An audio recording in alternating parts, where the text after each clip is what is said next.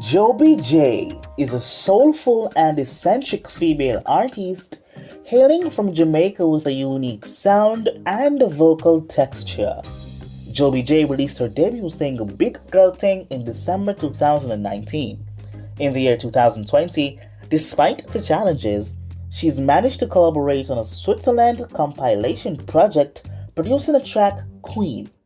As Joey J continued to establish her name and brand in the industry, she hopes that people will hear a message through her music and find hope in her songs.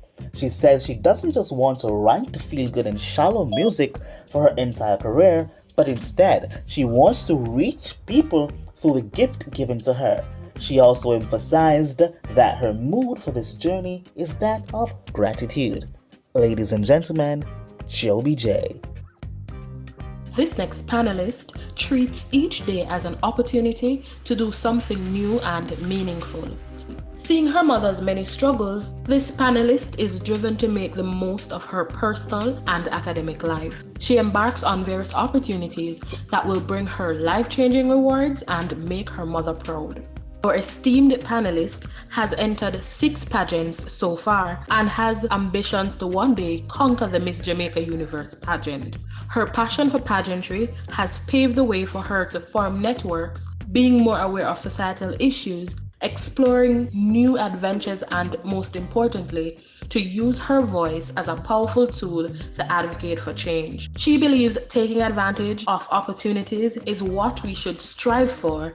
In the past, we were seen as submissive, caregivers, and homemakers. But now we should speak out, be the boss, the leader, and most importantly, the voice. Our panelist, Carice Dookie. Shanice Natty is an energetic, eccentric, upcoming singer, songwriter, aspiring visual artist, and poet. She's currently pursuing her Bachelor of Arts degree in Integrated Marketing Communication at the Caribbean School of Media and Communication, along with a minor in psychology. Over time, she developed a deep fascination with writing, creating melodies, and merging her ideas into something meaningful. She continues to exercise her passion in her craft and plans to branch off into other creative media in any avenue she pleases, as she has only just begun. She's a strong advocate for personal freedom for all humans, be it men, women, or anyone in between. Her motto in life is, "You're gonna die one day. We all are, whether we like it or not. So learn to appreciate life while you know it." Miss Ashley Onfroy is an exuberant, determined, and jovial individual whose passion for history, regional integration, and her patriotism is easily felt in every conversation she has. Currently, Ashley is a second-year undergraduate student in the Faculty of Humanities and Education at the University of the West Indies, pursuing a Bachelor of Arts in History and Archaeology, her major, and Social Anthropology, her minor. She also holds the positions of Vice President of CARICOM Relations in the UWI Stat Mona Ambassador Courts, Public Relations Officer of the UWI Mona Guild External Affairs Committee, or Army of Good, Communications and Information Committee member of the Caribbean Regional Youth Council, and sits on the Archaeology Society of Jamaica's board as a student representative. Her favorite expression is non desistas, non exers, which is Latin for never give up, never surrender, and she uses it to fuel her personal mantra of "Can't dead inna the show." In other words, always push on. In the future, Ashley would like to become a historian and social anthropologist. Giovanni Lewin is a journalism major. He states, "I want to combine my love for literature and my love of truth-telling and ask unasked questions, whichever field that leads me into. That's my career goal." At UWI, he's the administrative assistant for FHEPC. He's a guild president ambassador. He's a UWI Stat ambassador designate. and class rep for 2 of his classes, namely Caribbean Culture and Society as well as Intro to Poetry. Outside of school, he's a social media manager for Gloria Lynn Memorial Fund and vice president for NHT Grants Penn Housing Scheme. As it pertains to sports, he plays volleyball. He lives by a mantra, and the mantra states, understand to be understood. Empathetic, inventive, reliable, supportive, and amiable are only a few words to describe Shadea Francis. Shadea Francis is a writer, entrepreneur, and budding marketing and communication professional. Shadea is a firm believer of doing things that resonate with your soul and making the people that she engages with feel seen, heard, supported, and loved in all facets. She urges people to be like light to others in such a way that makes them feel empowered and warm, and it takes nothing to do so. In the future, she hopes to inspire and encourage change through multiple creative initiatives and projects. Noelle Fox is an extroverted introvert who has a newfound passion for assisting other introverts in finding their place in the world. She fosters her passion through UE Optimist International and UE Model United Nations. Noelle is currently pursuing a specialized Bachelor of Arts in Integrated Marketing Communication at the School of Carimac. Along her journey, Noelle strives to forge a career in marketing communication while never losing sight of her personal mantra. It is in liberating ourselves that we in turn liberate others. Miss Chanel Thomas is a fire starter who majors in integrated marketing communication. She's a passionate 20-year-old who hails from St. Hugh's High School, where she left an indelible mark. She currently holds the position of project manager in the Humanities and Education EAC. Chanel is a creative genius, a leader, a go-getter, and a visionary who is currently exploring various avenues to find her niche. Her personal philosophy was birthed from her love of literatures in English and philosophy. And this states, "The more you know, the more you see," by Aldous Huxley. She aspires to leave her mark in Jamaica and by extension serve as an inspiration to fellow swans and females in particular.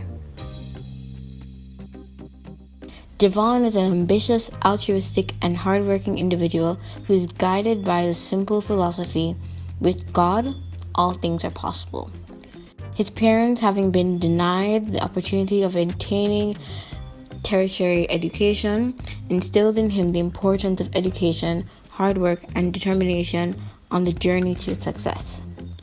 Gordon currently pursues integrated marketing, communication, and international relations. Gordon was nominated for a Governor General Award and a Prime Minister's Youth Award in 2019. Currently, he serves on the UE Guild of Students as the Humanities and Education representative, the Deputy VP of Alumni Relations for UE Students Today, Alumni Tomorrow, and represents the university in a myriad of debating and Model UN competitions. Gordon believes that these platforms will amplify his ability to effect change not only in his community, but on a national stage. Aishiba Cornwall is a 19-year-old, energetic social advocate for youth empowerment. She believes in providing young Jamaicans with the wonderful opportunities she has been given, motivating and empowering them to be the best versions of themselves. As a first-year student at the University of the West Indies, she pursues a Bachelor of Arts in Integrated Marketing Communication. She quickly made her mark as one of the hosts for the Commuters Public Relations and Publications Committee and started working on small-scaled projects such as Energy Clean, an initiative geared towards inspiring young women to dream big through storytelling. Moreover, she is now in training to become an adult rank within the Jamaica Combined Cadet Force and is one of 4 social media ambassadors for the United States Embassy in Kingston. Aishiba continues to remain a stellar trailblazer in society as she selflessly volunteers with many other organizations and charities and has made her mark in nation building through her strong presence in teenage journalism, social entrepreneurship, and youth empowerment while inspiring others to do so.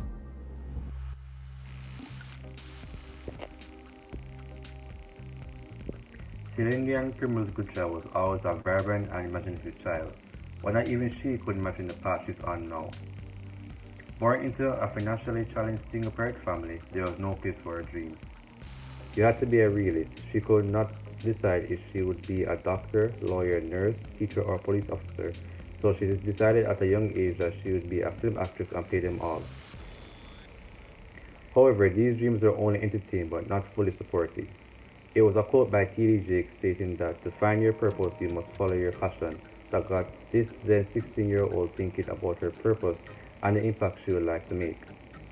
Decided she wanted to go into film production and put her foot down on this one upon entering university. She pushed herself into leadership position after leadership position, even balancing many at once. This she sees a preparation for a career as a director, producer, actress, musician, and anything else that she finds a passion for, through which she can positively impact the lives of others. This jovial young woman lives by her motto, aspire to inspire, and is passionate about self-growth and fulfillment. Currently operating as Compliments by Cylindian, she provides high-quality, health-centered, and aesthetically appealing products which she enjoys making.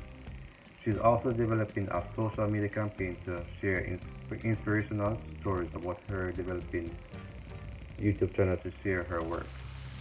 Believing that there is a strategy to everything, she also has been networking with persons in her field and continuously seek opportunities for employment and extra educational experiences.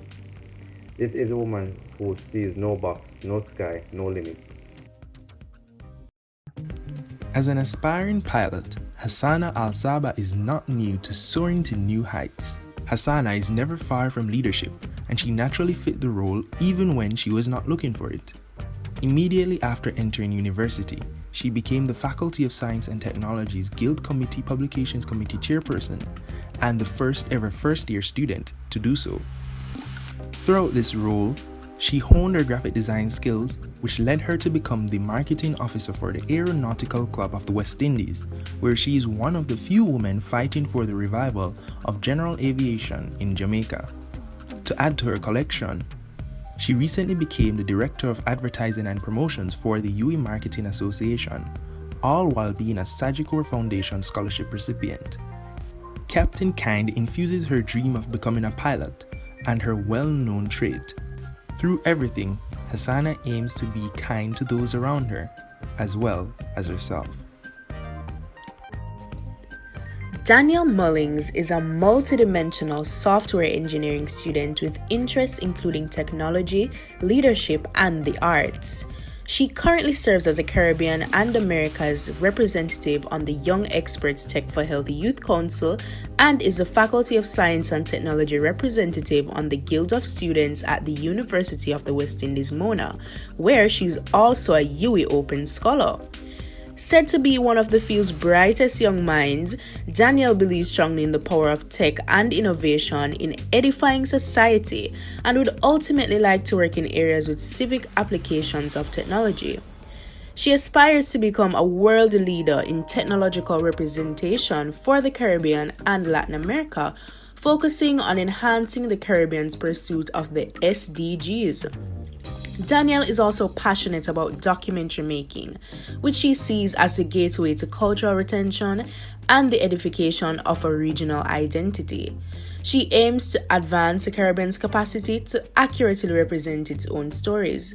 Lastly, she has a natural affinity for leadership and youth empowerment and thus serves on youth councils, both locally and internationally, representing the voice of young people in technology, education, national issues, and tech for health. Ladies and gentlemen, Miss Danielle Mullings.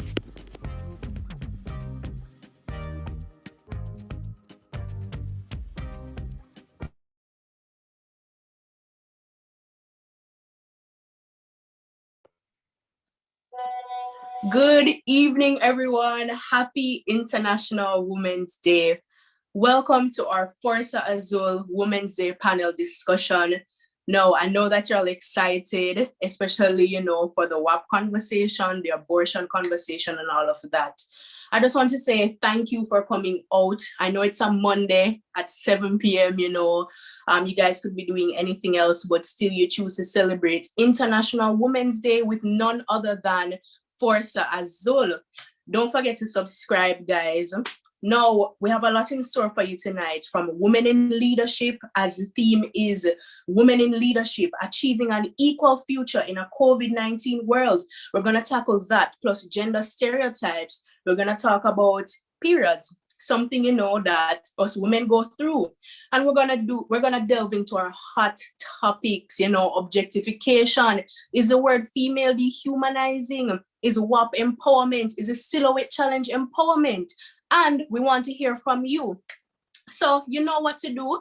Get on to _Humedu on Instagram and Twitter. Use the hashtag ForzaWomen. Let us know your thoughts. Also in the comments, engage with our very diverse panel, let us know the questions that you have, because we have an audience question and answer, and it's just gonna be an awesome night with healthy, meaningful conversation, right? So don't forget, follow us, _Humedu.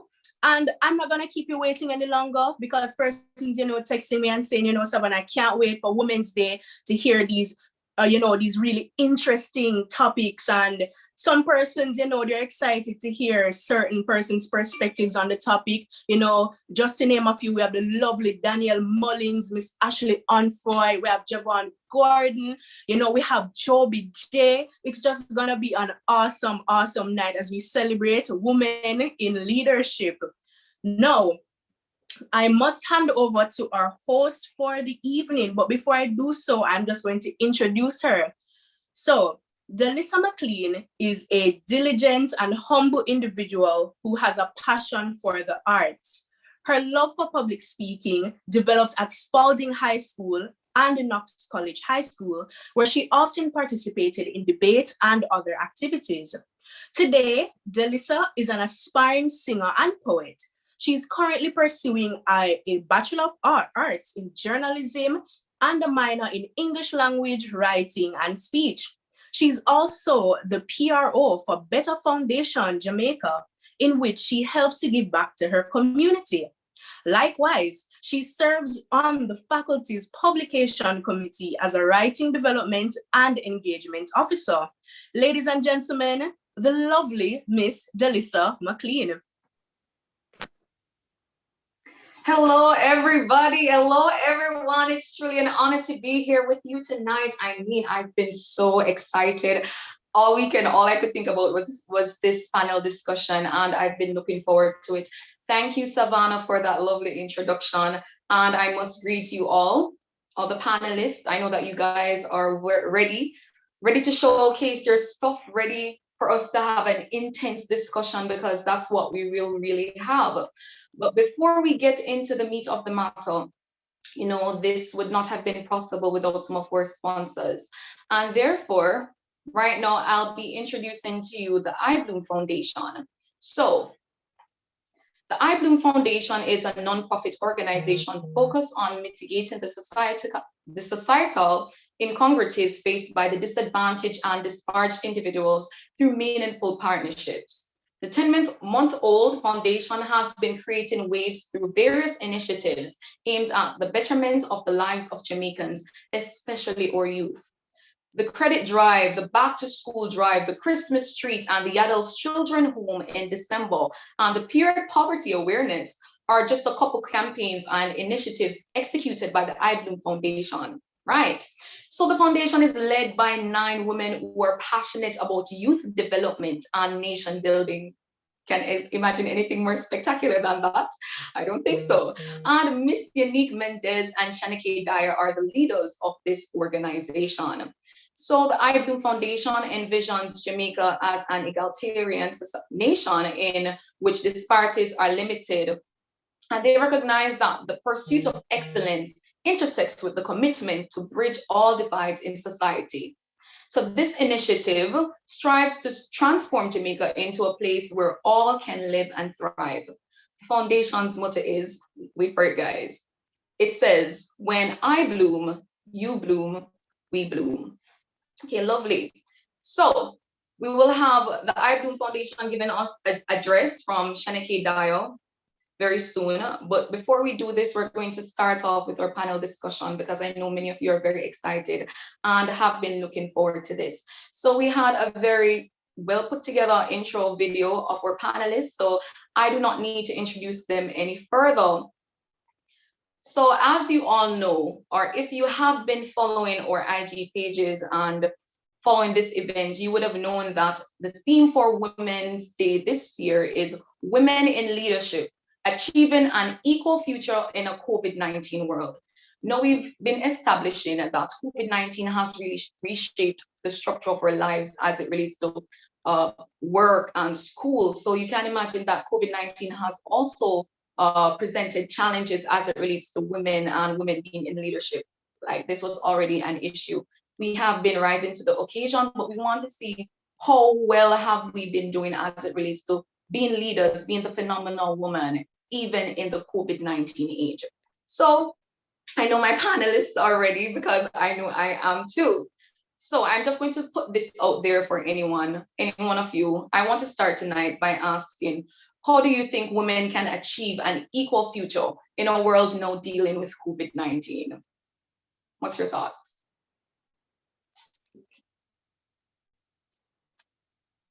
Okay, I think I want to start with Shadea. Shadea, what's your thought on this? How do you think women can achieve an equal future in a world now dealing with COVID-19?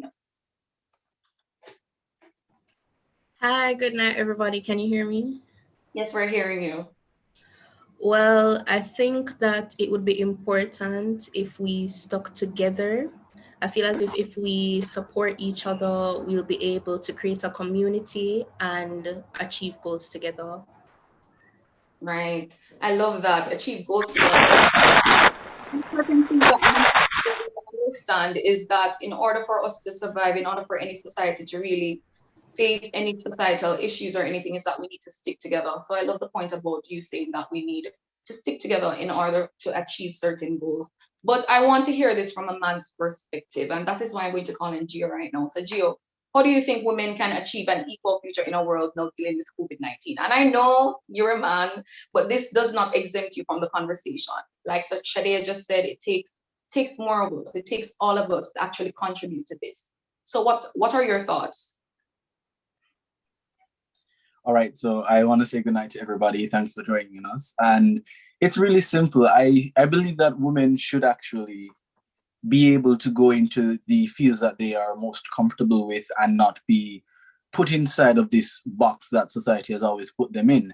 I am a strong believer of agency, especially when it comes to women in our society, in our culture, because they've been put down for so many years, right? A fault of our own, misogynists, patriarchy, all of that wonderful stuff that we always talk about, but it's true and it's applicable. So I really just believe that women, when given the opportunity, and even when not given the opportunity, because we have panelists here today who were refused the opportunity many times over and found a way. So I really do believe that just through resilience and, collaboration with the other sex, which is my sex, males, agency can be acquired and opportunities can be found. Right. But do you think that these opportunities are still available even in COVID-19? Because we're carrying on this discussion, but we want to see it in the eyes of saying that, yes, Corona is a thing right now because it has reshaped, as I said before, it has reshaped a lot of things. So it was already a challenge, but now it's even more challenging. So is there anything particular? Because I think that we've been trying to actually be cooperative with the opposite gender and so forth, but is there anything else specific that you think that we can do to actually attain leadership even in COVID-19? Okay, so okay, someone else wants to jump in. No problem, no problem. Thanks, Gio. Sorry. I was saying that I think it's very important for us to keep up with the times. I think we're forced to now look at how we use how we use technology and social media in a different way now. So I think it's important for us to, stay knowledgeable about how things are moving, how times are changing. And I think it's also very important to be innovative. We have to be innovative in these times because almost everything is different. So we have to try to find new approaches, new ways of still getting things done. So for me, I think we just need to, stay knowledgeable about how things are going, how the times are changing, and be creative and innovative and, still find a way to make things work. So yeah.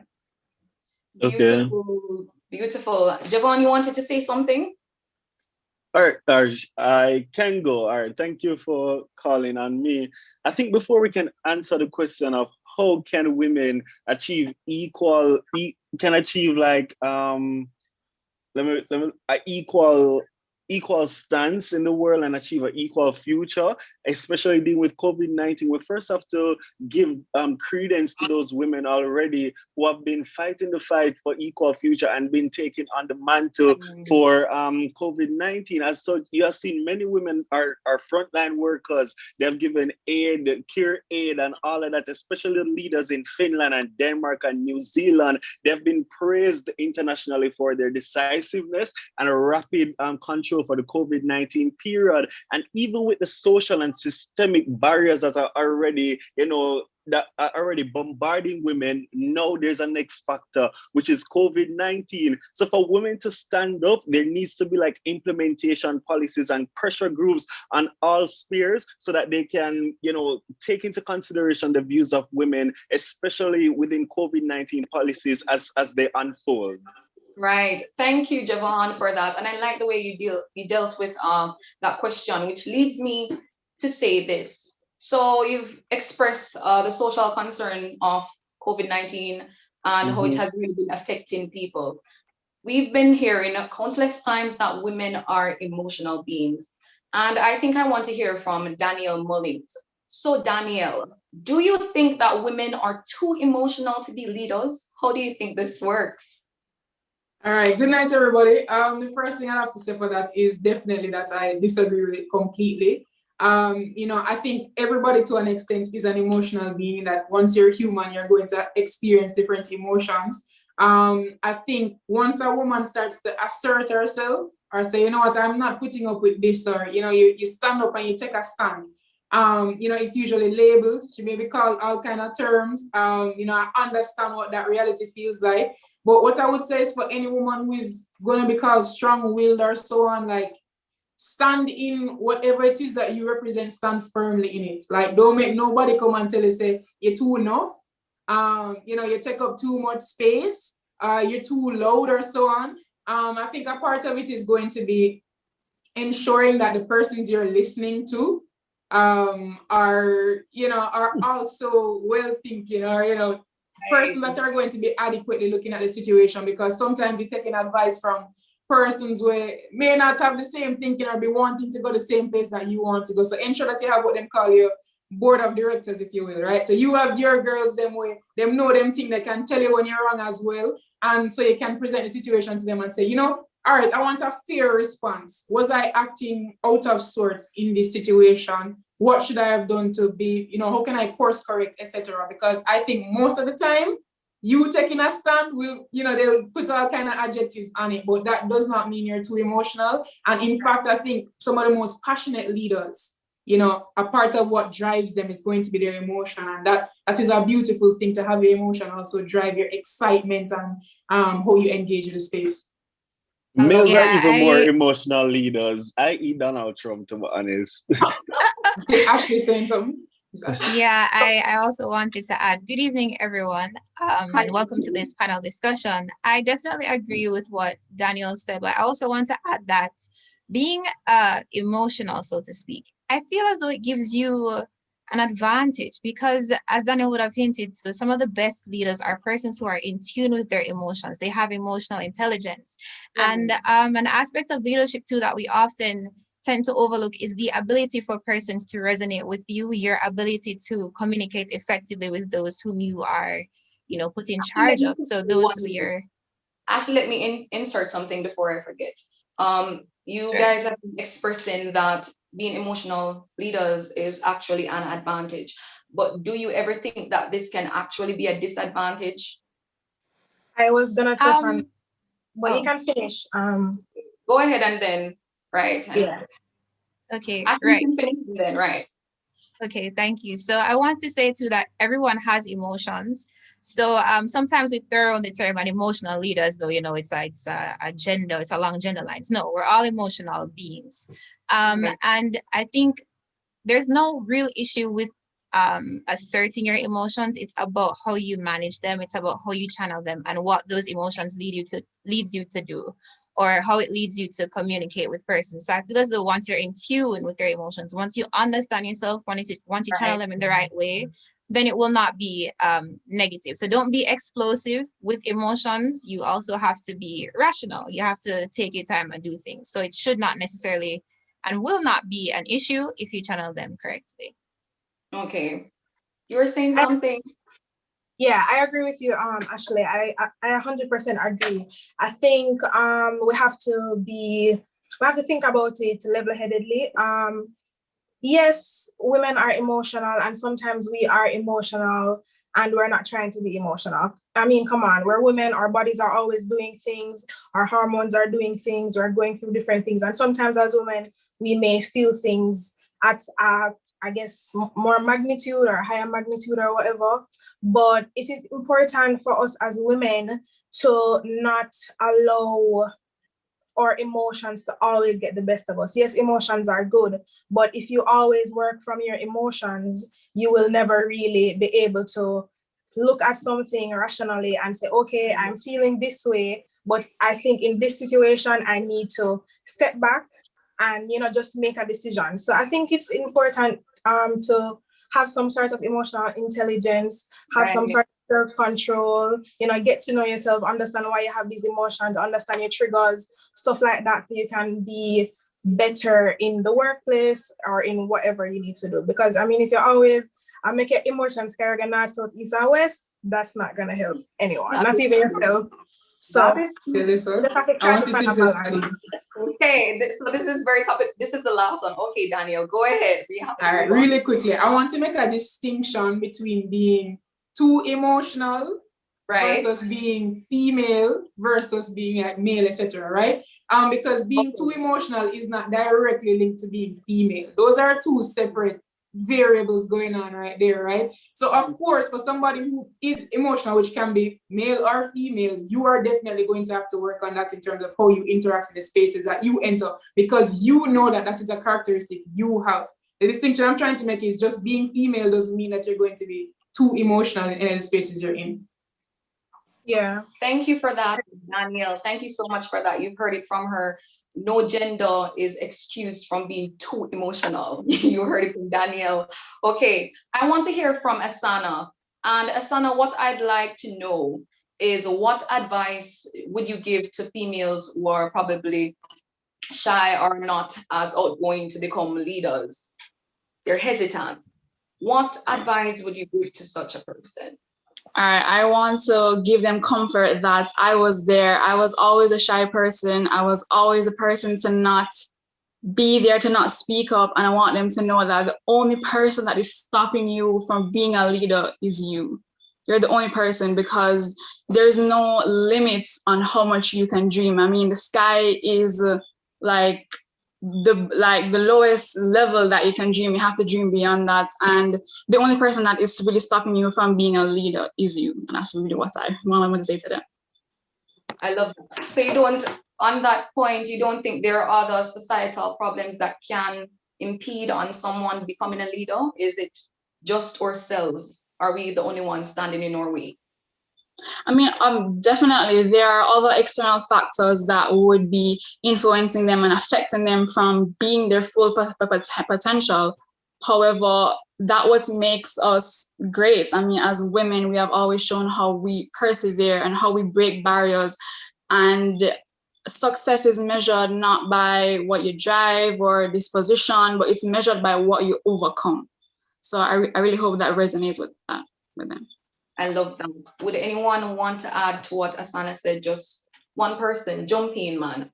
What advice would you give to someone, to a female rather, or to a woman? Let me say a woman who is hesitant about becoming a leader? Anybody? Don't all shout at once. Okay, I would say go for it. Go for it. From personal experience, I think one of the worst things is wondering what could have been. And the truth is that some of the world's most outstanding leaders, the revolutionists, the persons that really etched their name in history, are persons who were once very timid, very shy, and they took a leap of faith. So they weren't quite sure how it was going to work out, but they went for it. And the truth is that within all of us, there is the capacity, the innate capacity to lead. Sometimes we tend to, play up the notion of leadership and say, oh, a leader has to look a particular way. No, everyone here is actually a leader. A leader is somebody who is able to exert their influence and get things done. And the truth is, any of us can do that. It's just about believing in ourselves, utilizing our strengths. And where it is that we have weaknesses, that's fine. All humans have weaknesses. We can take our time and develop them, but go for it. You don't want to sit down and wonder, what if? Just put your best foot forward, go for it. And if you stumble, that's fine. Brush off and keep on going. Okay, thank you so much. Thank you so much. Woo! That was a good start. Man, y'all are getting me excited right now. Okay, well, I don't know, say Humanities now have nothing and now have a bag of giveaways. Yeah, because they're kind like that, people. Yeah, so we're going to have our first giveaway of the night, but I'd like to insert that I'm asking, please, go and follow us on our socials follow us on all our socials. Also, if you've been following the social media on our events, you will realize that we have a number of sponsors. So right now, the giveaway question. Are you guys ready? Who wants a nice watch? So, very easy. Who was the first Black woman to go to space? And that is the first giveaway question. Okay? So we encourage you to please follow the sponsors. It's projected on the screen. Knock yourself out and get a new watch, okay? Okay.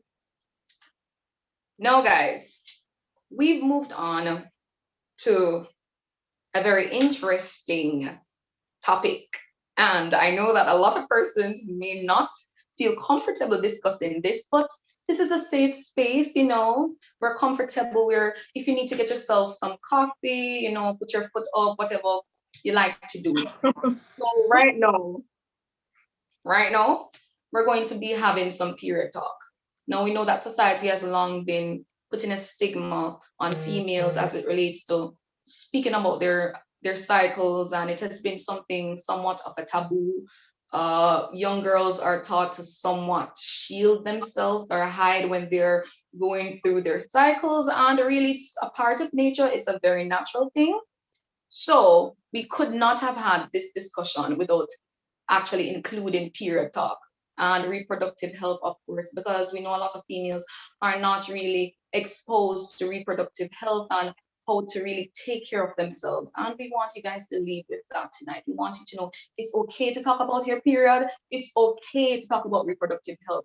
It's very natural. But don't believe me, believe the panelists, okay? So we've had our first winner for our first giveaway, and her name is Chit Chat with Shan. Congratulations. We don't know, so we have some sparks on the live, so I knew that one would go very quickly. So she has just won a new watch. Right. So we're going to move on right now. So why do you think that period is such a dirty word? Why do you think that period is such a dirty word? And I think I want to hear from Shanice. Shanice Natty. Okay, hi, good evening, everybody. So period, I've been thinking about this for a while. Why it's a dirty word? I think there's some historical and religious stigma attached to having your period. And when a woman has her period in some cultures, she's shamed and avoided. Right. And it's just a lot of negative stigma attached to it. But it's a natural occurrence. Most, if not all, women experience their period. I really don't know. I don't think there should be any negative attachment to it because we all experience it, most of us. So yeah, that's it. Thank you. So if I Ashley, what may. do you think, Ashley? Ashley, where did this come from? Okay, so you guys know me, and I can't come here and not drop a little bit of history. So that's where I'm gonna come from. So on the topic of period being a dirty word, I'm not sure if I would use the word dirty as much as it is something that is delicate, and I'm gonna explain why. Historically, when women, are known to be seeing their menstrual cycle, it meant to the population that she has become a woman. So she's now of childbearing age. Therefore, she's now eligible to be married off. And depending on the society that you're in or the time period, it also shifts. So if we're going to talk about the period of enslavement in the Caribbean, when a young girl is seeing her period, it then signals to the enslavers or the planter that, hey, you know what, she's now ready to officially join the system of production, the reproduction system, whereby it's now time for her to be bred, for lack of a better term. And so what used to happen, especially in the African American community, is that mothers would tell their young daughters to say, hey, you know what, let's not make this public. In fact, they would hide the fact that they were seeing their menstrual cycle as a means of protection. And I guess, obviously we're no longer in that space, but as time trickled down, the historical significance of it was kind of eroded because it's not something that we tend to talk about. So now what has happened is persons just say, oh, no, let nobody know, without really understanding where that comes from. So I think that especially for us here in the Caribbean, in Jamaica particularly, because there's actually several documentations by Lucille Mayer and Vereen Shepard, Elsa Govey, and other female historians that specifically speak to the woman in the enslavement period, and they speak on that too. So that's where the whole history of it being a dirty word or something that's taboo comes from. It was to protect them, basically. Wow. Y'all heard it? Ashley just gave. I kind of want to jump in for a little bit. Oh God, let me see. I don't want to move on yet. I want someone else to actually attack this topic because I think it's really important. So go, Jovi. All right, cool. So, wow, this period conversation always forces me to do a lot of introspection and think about how I was socialized to feel about my period growing up. Right. Luckily, and I say luckily because the more that I grow and interact with people, I realize that my experience was something that a lot of young women did not have. So luckily, I had a mother who taught me how to put on a pad, who said, okay, Joby, you're seeing your period now. It's going to happen every month. This is how you put on a pad. This is how you take care of yourself, whatever.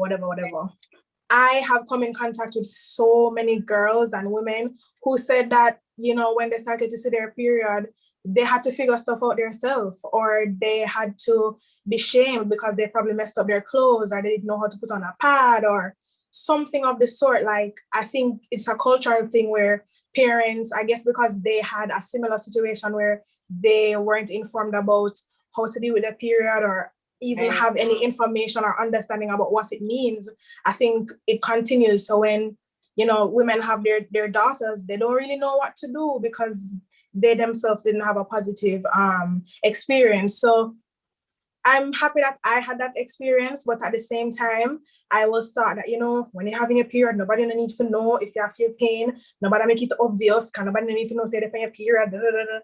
And the more I grew, I really started to think about it. And I'm just like, why is it that if I'm in pain, I must act all tough and continue on with my day, like everything is okay?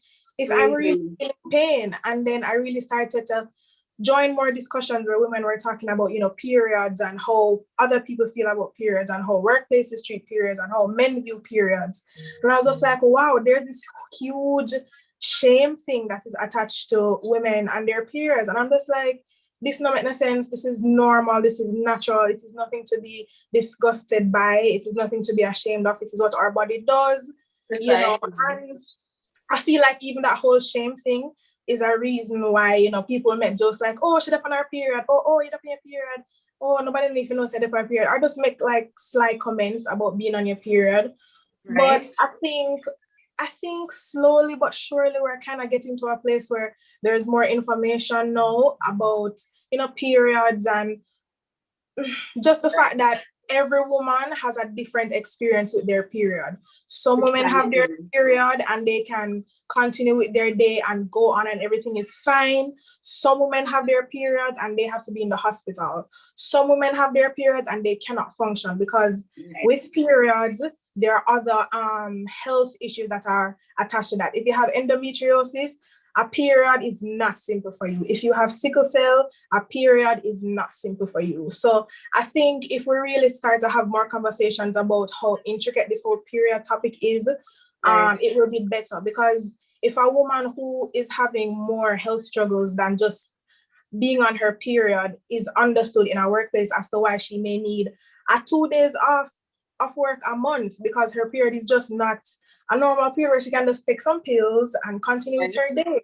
You know, so I think it's really important for us to keep having these conversations about, you know, periods and all that comes with, you know, period products being available at workplaces, at school, everywhere. It should be accessible. And, you know, I've learned that a lot of women who are not less fortunate, you know, they don't have access to period products. They can't afford it, and that is very sad. So what are we doing about things like that? You know, I saw a tweet the other day and somebody was saying that why is it that, you know, condoms can be accessible but we have to purchase pads? That's a topic. That's a very interesting topic. But before we bite onto that, because you've been opening up a whole new realm that I want to discuss. But before you go there, Joby, before you go there, I'd like to hear back from Shadea.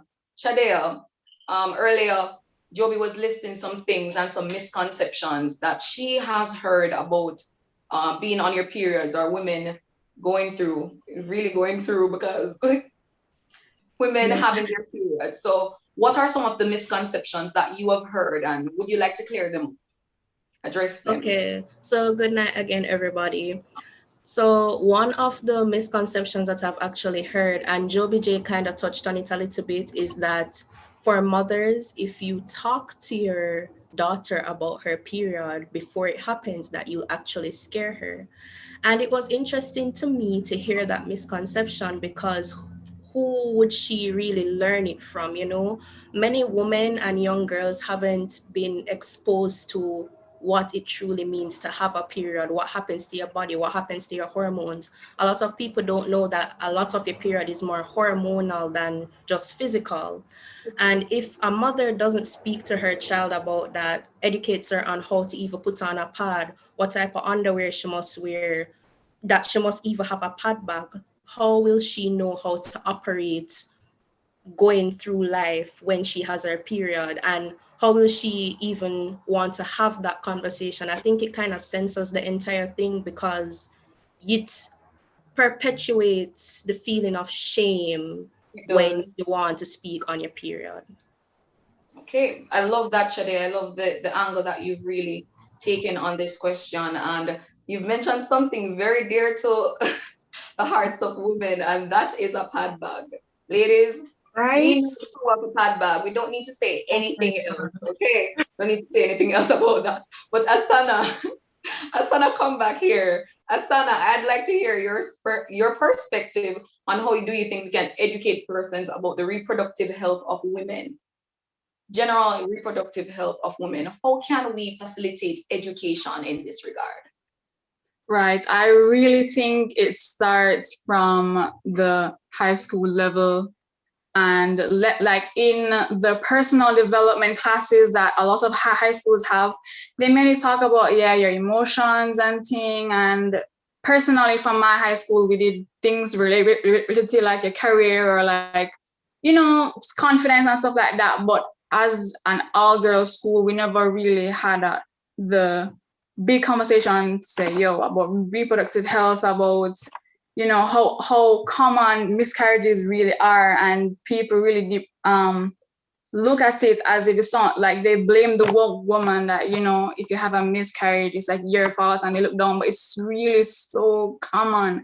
And even with endometriosis, I mean, it's something that a lot of women have and they don't speak up about it. And they have so many signs, such as like your heavy period. And those are some of the signs that you have, like endometriosis or like fibroids or other life-threatening like diseases and stuff. And because we don't talk about it as often, we get to end up at a later stage where you get to detect or diagnose it at a later stage where you have to pay more money for not only treatment and so I don't want you to don't want to miss that point. So you're saying that there's not much awareness on these illnesses and so forth. Why do you think that is? Why isn't there more awareness? I think that still goes back to the way we view our periods and the way how we talk about it too, because back to the point about period being a dirty word, the way how we speak about it, like we say, oh, you know, your hygiene, feminine hygiene, or like sanitary stuff, like that perpetuates the idea of disease and infection, and that brings people shame, but it really should be about health. Right. Okay. So I would like to go back just a bit to Shanice. Shanice, same question. Why do you think these illnesses are not given enough light, so to speak? And how do you think we can actually correct this as a society, as women? If we're going to be talking about empowerment and being leaders, there are certain things that we really have to take by the horn. So illnesses as it relates to our reproductive and menstrual health is a part of that. So, or are a part of that. So how do you think that we could actually tackle this as it relates to spreading more awareness? Well, all right. First of all, why I think it's an issue and why not a lot of people know about it is because in general, I think in Jamaica, we're not very health conscious, or I think we are trying now. That's why the ministry had their whole Jamaica Moves thing or whatever, but we suffer from a lot of lifestyle diseases. And even though these feminine conditions aren't lifestyle diseases, they are still lifestyle conditions that affect women's lives, right? So I think that's a part of the problem, and a solution could have been a campaign, just like Jamaica Moves, to educate, like on Women's Day and stuff like this, where we're zooming in on women and their issues. We can use this opportunity to educate men and women, because a lot of women don't even know that endometriosis, PCOS, and all these conditions are so widespread. And you know, when you hear somebody have it, it's like, oh, because I didn't know about it till sometime in high school, like because I went to an all-girls school and I learned from my friends who had it. Because we did it, they weren't teaching us these things, you know. So it was yes. It was so strange to me. Okay, Shanice, I think we're losing you. So as I say, back. Proceed. Oh, are you hearing me? Yes, proceed. Okay. All right, good.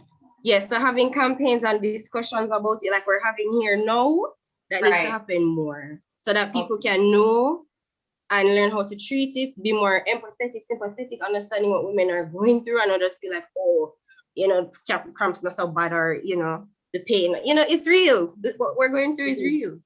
It is. Thank you so much, Shanice. Thank you so much, guys, for that insight. Ooh, I think that we're going to have a whole other discussion, a whole other panel discussion just for this topic, but you know, we must move on. So you were mentioning much, Shanice, about campaigns, and in that same breath, right now we'll be having a message coming from Period Priority. So we'll be having a message from Period Priority campaign.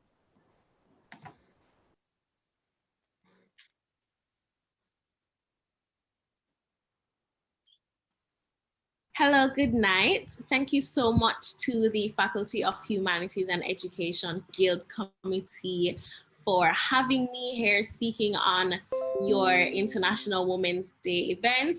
I must tip my hats off to the amazing ladies who are joining us right now, and just to wish you a happy International Women's Day, and you're doing great and you're amazing and I love you. So I'm here as the team lead for the Period Priority Campaign. And the Period Priority Campaign, simply put, is a social marketing initiative geared towards tackling the crippling issue of period poverty in Jamaica. It was started by a group of final year social marketing students at the Carmack School. And so we are now in the implementation phase until the end of this month, until March 31st. So essentially, our mission really is to spread more awareness about the issue, as well as to debunk the social myths and stigmas attached to it, as well as raising donations of menstrual products for women and girls in Jamaica who are suffering from this awful issue. So yes, that is what we're here to talk about. And just to briefly provide a bit of education, period poverty is the lack of access to sanitary products, menstrual hygiene education, toilets, hand washing facilities, waste management, and the like. So essentially, once you are a woman or a girl who does not have easy access to sanitary products, whether it be a pad, a tampon, a panty liner, or you don't even know what exactly your menstruation is or what your menstruation cycle is, not having the education, you aren't able to wash your hands, you're not able to safely and with dignity manage your periods. Yes, the inability to do so or the inaccessibility of those specific products is what we refer to as period poverty. And so really, we want to say no to period poverty by making periods a priority. And that's a tagline for our campaign. We want to end the sentence and free the flow.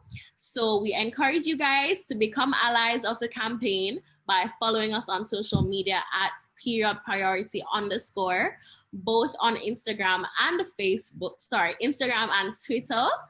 And we will be collecting donations in about a week or so. So once you follow our pages and engage with the content, you will be provided with the necessary information regarding donations. And yes, guys, we really just implore you guys to, extend a bit of empathy and just to tap into it. We don't, in order to achieve gender equality and just, protecting women, and this is a human right for us. So it's something that, collectively we need to work towards. And so we make this appeal to you guys to be as educated as you possibly can. Our pages will be a great resource for you guys to learn more about what period poverty is, what it looks like, and how it affects women, both in Jamaica and and globally. So we definitely encourage you to tap in again, follow us on Instagram and Twitter at period priority _ and stay tuned to the pages because we will be installing the donation boxes very soon.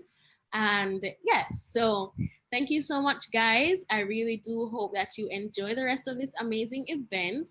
And I'm so sorry I couldn't be here live. I had some technical issues, so this is the best alternative. Thank you so much. Thank you so much. That was a message from the Period Priority Campaign. And for those of you who are just joining, we've been having some really good discussion as it relates to women in leadership. So far, we've looked at how women are stigmatized as being too emotional. We've also looked at some common misconceptions about periods and women's reproductive health. So if you're just joining, don't worry. You don't need to worry. We still have much in store for you. So I told you that Humanities, the Faculty of Humanities and Education will love to give away. Well, not really us this time though. We have some amazing sponsors. And like I said before, I'm asking to please go and follow the sponsors on their socials. The flyers have been made available. So if you have been following this event, you would know the sponsors. But right now, we'll be having our second giveaway, and our second giveaway comes from I Tell Things, and this is for 2 persons. So not just one somebody right now. Phone again, get some. All right. So make sure you're ready. Okay. So for the first person, you can win a charcoal stove. Pretty up a face and all them something there. Skincare is very important. Females, ladies, let me just put that in there. For men too, anybody. So for a charcoal soap, name 3 reproductive health issues that women face. So mash up that. No, know it. So for a charcoal soap, name 3 reproductive health issues that women face. Okay.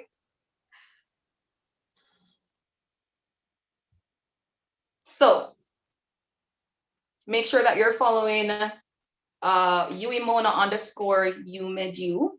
Please go and follow our social. Thank you. So for our second receiver of a giveaway, if you get it right, of course, your question is to name 2 misconceptions about periods said by the panelists. And we just had some very heated conversations surrounding this. So I'm expecting the chats to blow up right now. So we're the best person win, I guess. I hope you guys are doing well in the chats, all our audience members. We are honored to have you here in our panel discussion. Come on, get comfortable. We still have much to come. We still have a lot of interesting topics to discuss. So get comfortable, okay? So we'll be moving on to a can be a touchy topic, a touchy subject, but we are here to address the things that probably would not have been addressed otherwise. So we'll be discussing the topic of sexual harassment. Like I said before, this can be very touchy, but this is something that we need to address. This has long been a social problem in our society. So let's go. So some persons don't think that catcalling is an issue as it relates to sexual harassment, but I want to know, and I want to know from one of the men right now, a male's perspective. So Jill, let me hear, what do you think? Do you think that catcalling is a part of this issue? Yes. There's no if, but, or maybe about it. If I were supposed to give a little context to it, I grew up with 3 females in my household, and they are nothing shy of beautiful. Wow. And in my community, the men believe as though they have a right to comment on every little thing about my mother and my big sister. And it's never rubbed me right. I was never grown that way. I never thought to call to a woman in such a manner. I mean, even when I'm on the road and I see the men looking back and staring for long periods of time at women, I don't get it. I don't get it, right? And it comes out of how we were socialized, our culture, how it brought us up. You know, a man is entitled to the body of a woman, and this will come back from years. Ashley might be able to tell you guys this. It'll come back from years, you know, from the formation of socialization of the patriarchy, from enslavement and all of that. Men have always thought that they had some sort of claim onto a woman's body, right? And it is a part of the problem because once the men feel as though this is theirs, they are allowed to do this. There is no perimeter in which they need to remain inside of when they are trying to court a female or compliment a female. Then they'll go out of bounds and then they start initiate these inappropriate interactions with females, right? So that's just how catcalling becomes an issue and filters into what we call sexual harassment nowadays. Okay, so Jay, you're saying that the mere fact that it can potentially lead to sexual harassment should be something that we need to tackle. So is that what you're saying? Definitely, yes. Okay, thank you. Yes. I want some more perspectives on this. Noel, come through, Noel. What do you think about this? Same question. I felt you coming to me, you know. I felt that one. So I think it's kind of hard for people to understand how catcalling can be considered sexual harassment. You have to understand that that happens on a spectrum. And I think it'd be really good for us to just have a clear understanding of what we're talking about when we talk about sexual harassment. So it's simply anything that's implicit or explicit. So you can even asking for someone to any form of sexual behaviors or proceeding to do them could be a form of sexual harassment. So some people think, oh, if you weren't almost raped or almost sexually assaulted, then that wasn't sexual harassment. That is one end of the spectrum, but then on the other end, you have the catcalling. And some people, like Gio touched on earlier, he was talking about how some guys perceive, I'm giving you a compliment. Why wouldn't you, like Right. it? But you have to understand sometimes that as a woman or as a young girl, because let's be honest, catcalling isn't just directed toward women. Young girls also are victim to this. But you think about going home alone as a young girl and someone is catcalling, just that alone can make you extremely concerned, hyper aware of where you are and your safety and your concern. And sometimes in the back of your mind as a guy, you're probably not thinking about that, But that's something that you as a female have to consider. Okay, thank you, Noel. Right. I hear, is that Javon? I think I hear somebody want to jump. Javon, is that you?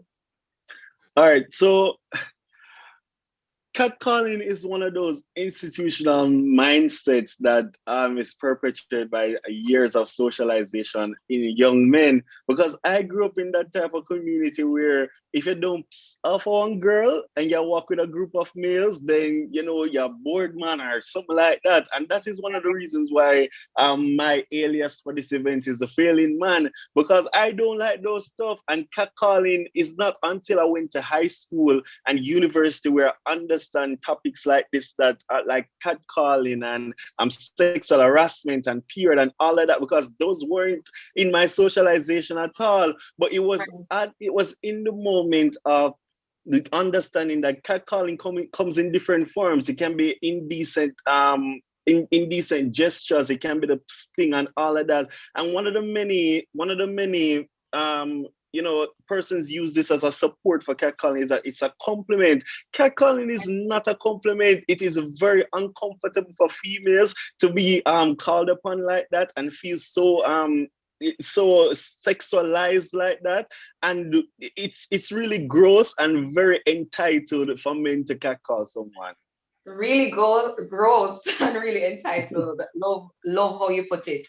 Before I move on, just know I'd like to announce the winner of our charcoal soap, and our winner was Maya Butchan Smith. I hope I got that correct. So go Maya, congratulations.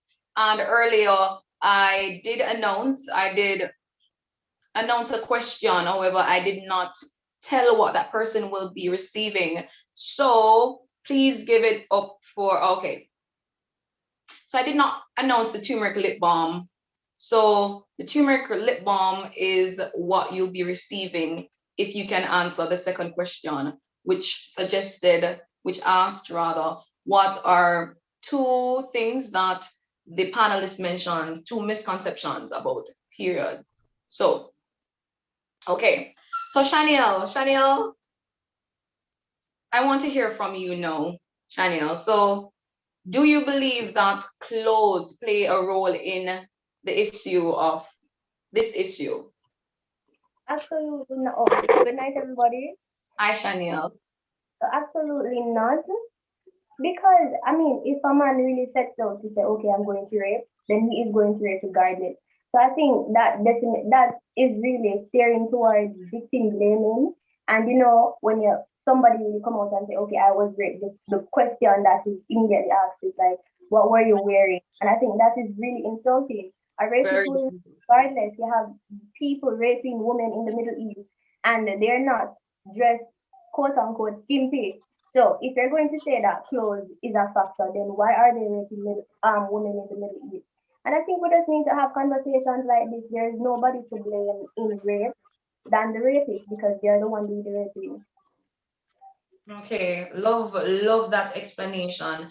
Before I move on, is there any other panelists I'm not going to call that would love to jump on this question? So do you think that clothes actually plays a role in the issue that we're discussing right now? If I can jump on it. Okay, Joby, and then yeah. Okay, cool. So big up to the guys, by the way, who spoke on this topic. I am so happy that you guys are using your brain for good use, because it is very rare that I hear men, speak on this topic and not take sides with all of the rest of the men who, view catcalling as this normal thing that I don't know why we're making a big deal out of catcalling. It leads back to what the lady who spoke before said. I don't remember your name. You were saying that it goes back to this whole victim blaming thing. Right. Listen, I've been on the road and I think I'm fully covered. I didn't even put an effort to look nice or whatever. And men still, listen, I will be wearing a skirt and a man is gonna feel the need to tell me how my private part looks. And I'm just like, how are you even, do you have like x-ray vision? You'll be wearing a sweater and you don't even have on a tight blouse and they're gonna tell you how your breasts look and all of them stop me. And I'm just like, it has nothing to do with what you wear. Men just feel like they have the right to say how they feel to women. They feel like they shouldn't be questioned. You should just accept whatever they say. And it goes back to, I think it was Giovanni was saying, it goes back to the history, that men feel like they own women, men feel like, women exist for them. So because of all of these reasons, is the reason why a lot of men don't understand why we keep talking about this whole catcalling and how it's an issue. I mean, I have had so many experiences,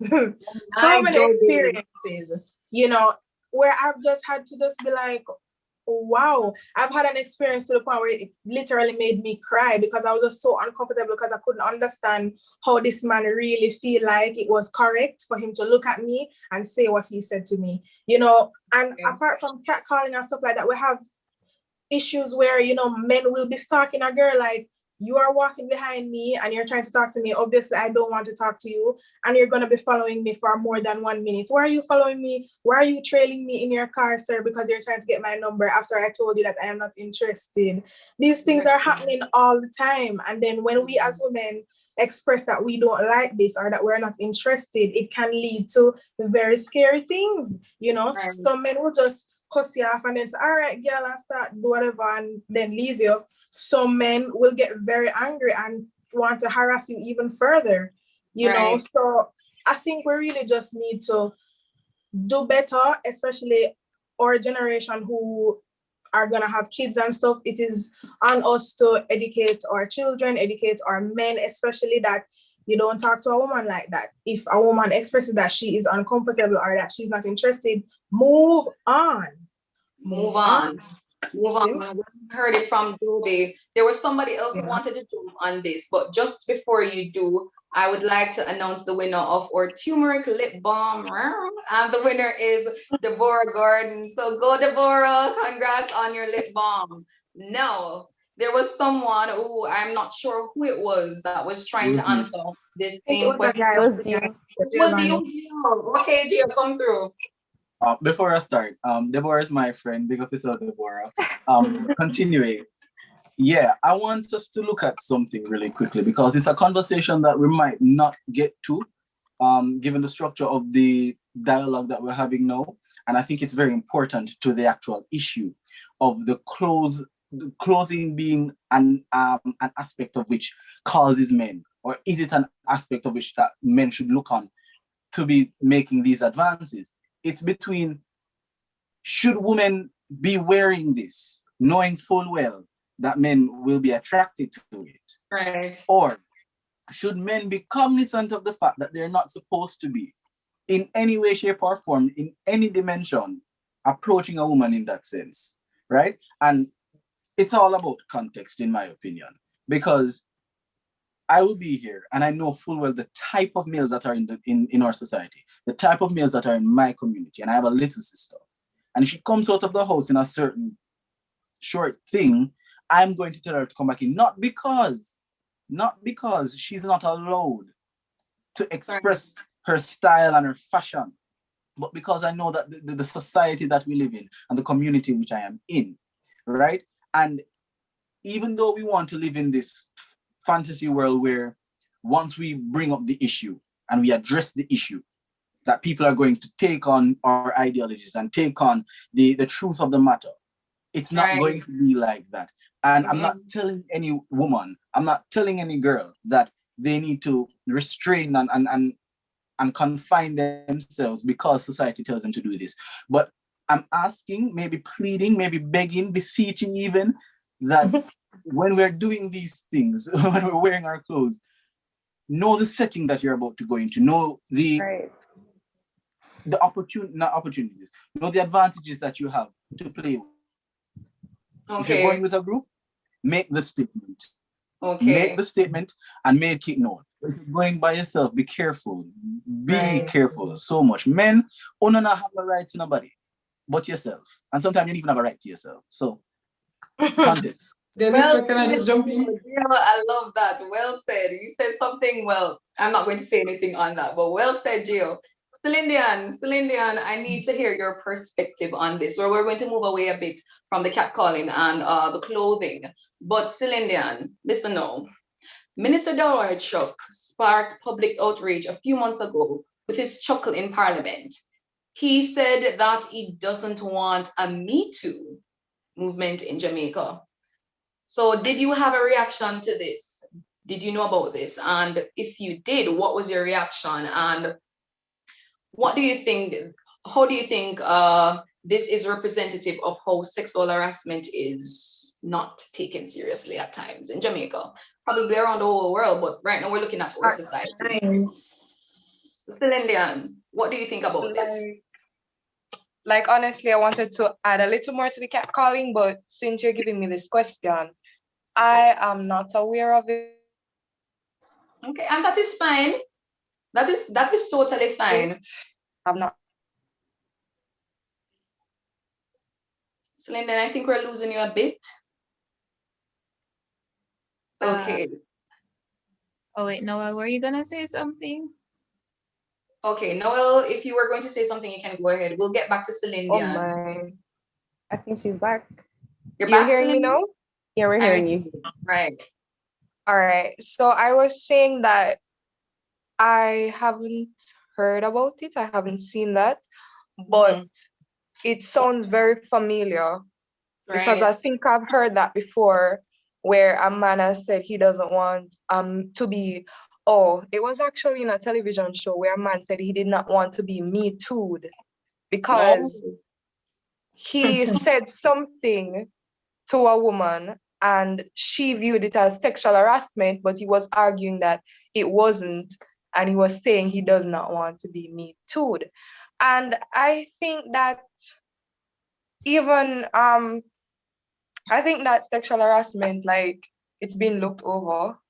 Like, we've seen it at nothing. Oh, it's nothing, man. And even us ourselves sometimes don't realize we're being sexually harassed until afterwards, because you have some really like lower terms of sexual harassment. It's still sexual harassment, but it's not really like the high thing that we class as sexual harassment. As somebody said earlier, if you never almost get raped, you're not going to classify it as sexual harassment. But somebody can say something to you and can just simply brush up on your shoulder or something. It's still sexual harassment, but you're not really realizing. And then to joke about it like that, I don't like. It's a serious thing. Like, it's a very serious thing. And when you're going to joke about it like that, you're going to make females feel like they can't come forward, they can't express that, this is happening to me. They can't take a stand and say, hey, and think that it's going to be dealt with if you're going to joke about it like that. Very salient points, very salient point. Is there so this will be the last response to this question. I can hear someone. Okay, Noel, I really want to say something, but I will rescind my rights. Noel, you want to go? Sure. So I understand this is a very complex issue, the comments that he made regarding, the Me Too. But we have to understand that there are lots of things that came along with the Me Too movement that you can't deny. So under the Me Too, there was also #BelieveHer and things like that. So from a policymaker standpoint, it's you're innocent until proven guilty. It's not a believe her. It's not that we're gonna disbelieve you, but you have to understand that there are certain things that are associated with accusing someone of something, and you can't just say, okay, we're just gonna believe you right from the jump, and then whatever she says, and then we're gonna disprove his violation. That it can't work. And I think that's what he was touching on, really, but not in the most professional or delicate way possible. But I think that's what he was trying to focus on. Yeah, Ashley? Delisa, can I? Okay, thank you so much. Yeah, that's what I really, because I so wanted to touch that. For those of you who are not necessarily familiar with the Me Too movement, it's basically a social movement that was created to empower women to speak out on sexual harassment and things of that nature, and that's commendable. That's amazing. However, as Noel said, there are a lot of things that came with that movement, as with most, if not all, social movements, where they are exploited, they are misappropriated.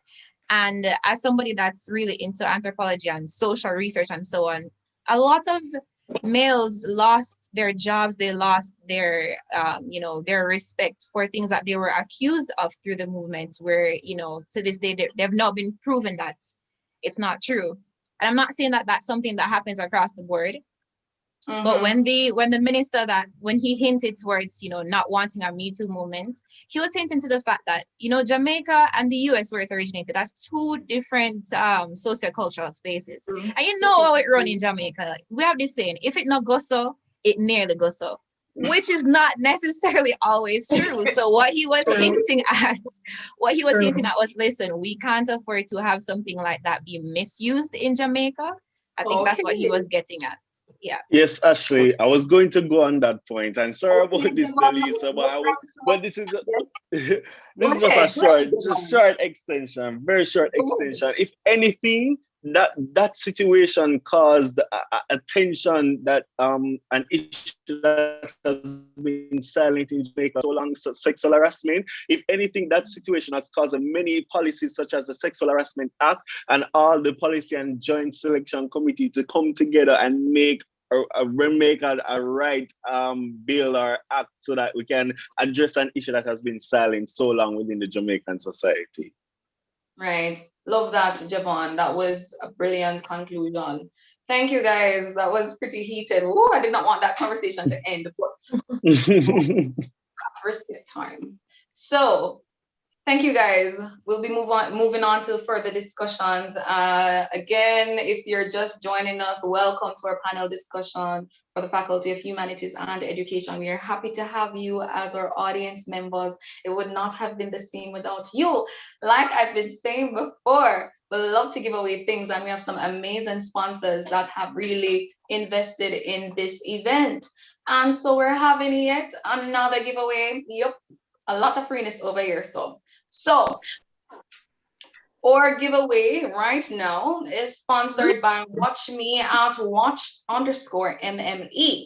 So for this giveaway, we have some specific instructions. So guys, and listen carefully, because trust me, watches are timeless. Can I get that? Too corny? Okay. Okay, so this giveaway will be for the first 30 persons to follow Watch Me on IG, and 3 different persons will be chosen from the first 10, then from the second 10, and then from the third 10. So let's go over that again. So for the first 30 people or first 30 persons rather, to follow Watch Me on IG, the first 3 will be chosen out of the first 10. So not to move fast, people. I don't know when to watch. And then we'll have right. So we'll have the first 3 different persons will be chosen from the first 10, then from the second 10, and then from the third 10. So guys, this is a times game. So already? Okay. Want to win and I want to win. So the question is, oh, there's no question. You see, guys, it was as easy as that. So all you need to do is go and follow Watch Me. So I hope that you're following right now for your chance to win a watch. Pick up on the cell. Okay. So we're going to move on right now. And I'd really love to hear Daniel Mullins. You've been a bit quiet for the first couple questions, and I can imagine why we have some really heated panelists here. But Daniel, here's what I want to hear from you right now. So what are some gender stereotypes about women that you'd like to debunk? All right, cool. Yeah, you said I was quiet. I had something to add in, but I saw there's a lot of speakers, so I left it alone. Anyway, in terms of myths that we'd like to debunk, I think the first and the biggest one is that, you know, a woman has to be like one thing. You know, she can't be multifaceted. She can't exist in multiple different spaces. She has to be one thing. And so for me, I think that's the biggest one that I've been, you know, kind of fighting against, if you will. Because I'm in STEM, I'm in arts, I'm in leadership. I can exist in many different spaces. And one of the biggest responses I hear from younger women is like, whoa, you know, if Daniel can do it, then I can do it too. I can be in all these different spaces. My only role in life is not to cook and clean for a man. You get me? Right. So there is so much more that you can be than what any one thing that one person may say to you. Beautiful. Beautiful, Daniel. Before we go to Jovi, I have a feeling that you have something to say. But before we go to Jovi, I'd like to hear from Celine Dion. Okay. Celine Dion, what do you think? Is Celine Dion back? Is she here? Yes, I'm here. Man. So, what do you think? What do you think? Same All right, question. so something that I'd like to be debunked. The fact that you have to choose whether you want a family or you want a career. You can't have both. As a woman, you must either be a mother or be a career woman. Love that. Love that. That's it. Yeah. So Jovi, before I move on, anything you want to add to that? I think the point that I was gonna bring up was the myth that, you know, all women have this ultimate goal to get married and have a family and picket fence. Da, da, da, da, da. I think that's a huge misconception. More and more, I'm even realizing that also women are not even sure how they feel about having kids. Some women don't want to have kids at all.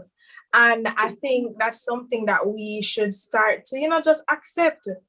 I don't think a woman should be shamed if she wants to put her career first. A woman should be shamed if she wants to wait to get married, or if getting married and having children is not her first priority. I mean, there's so many other things in the world that we can achieve as women and that we can do and that we can enjoy and get fulfillment from outside of getting married and having a baby. So I think that's a huge misconception.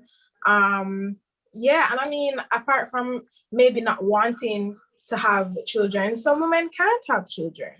So, you know, it's not that simple. So I think in the Jamaican society, we kind of throw around comments and questions, and some of these comments and questions, we should just keep it to ourselves because you don't know, you know, you just don't know.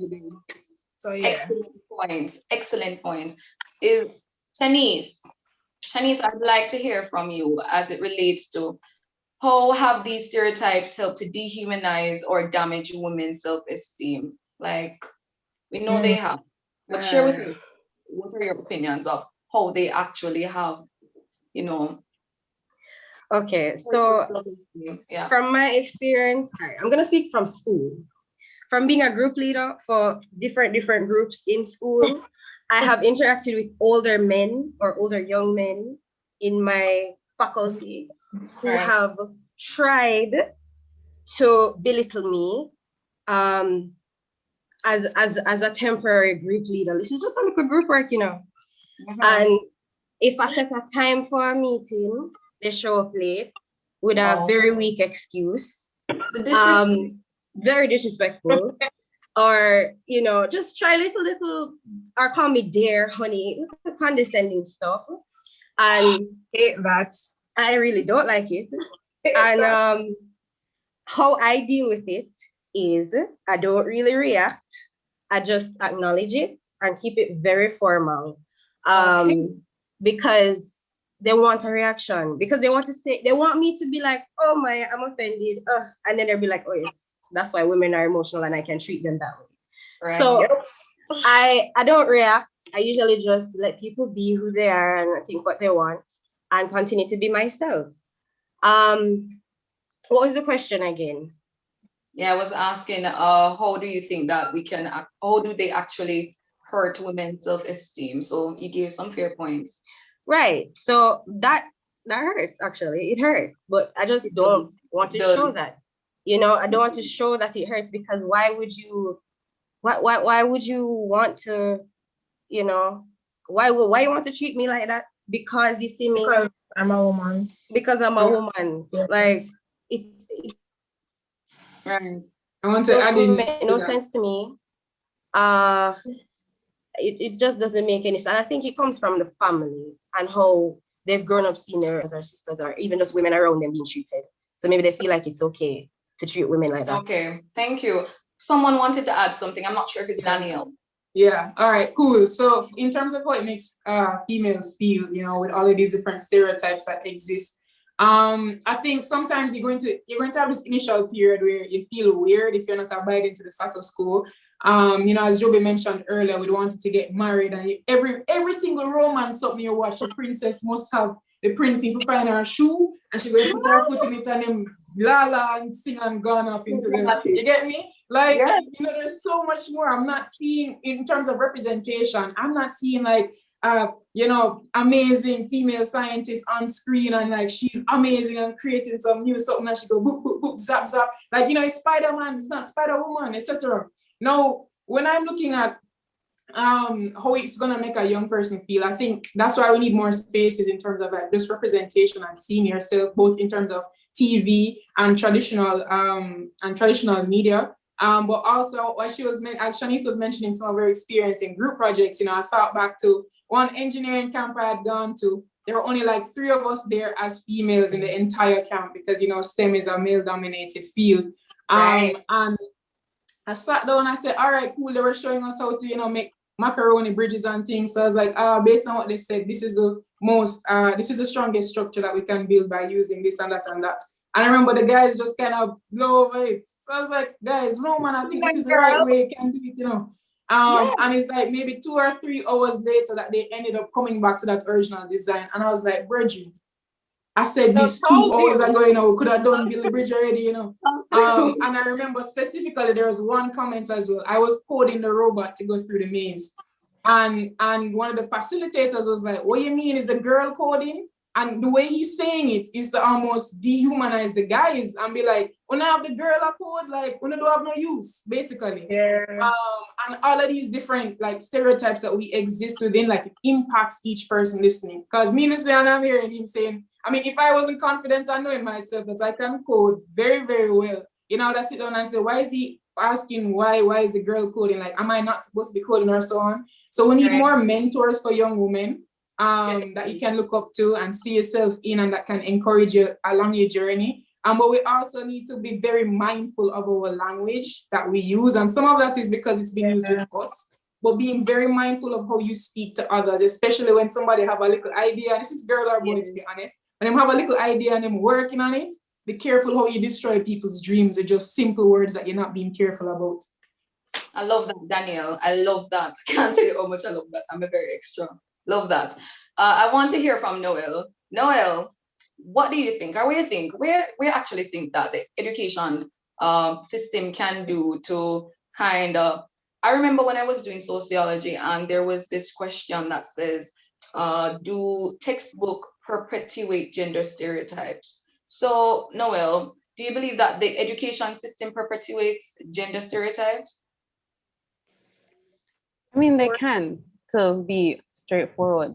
If you go to an all-girls school like I did, there are certain subjects that are there for you. For us, we had to do textile and clothing, food and nutrition, art, and I'm pretty sure that most all-boys schools wouldn't have textile and clothing, and probably food and nutrition now, but probably not.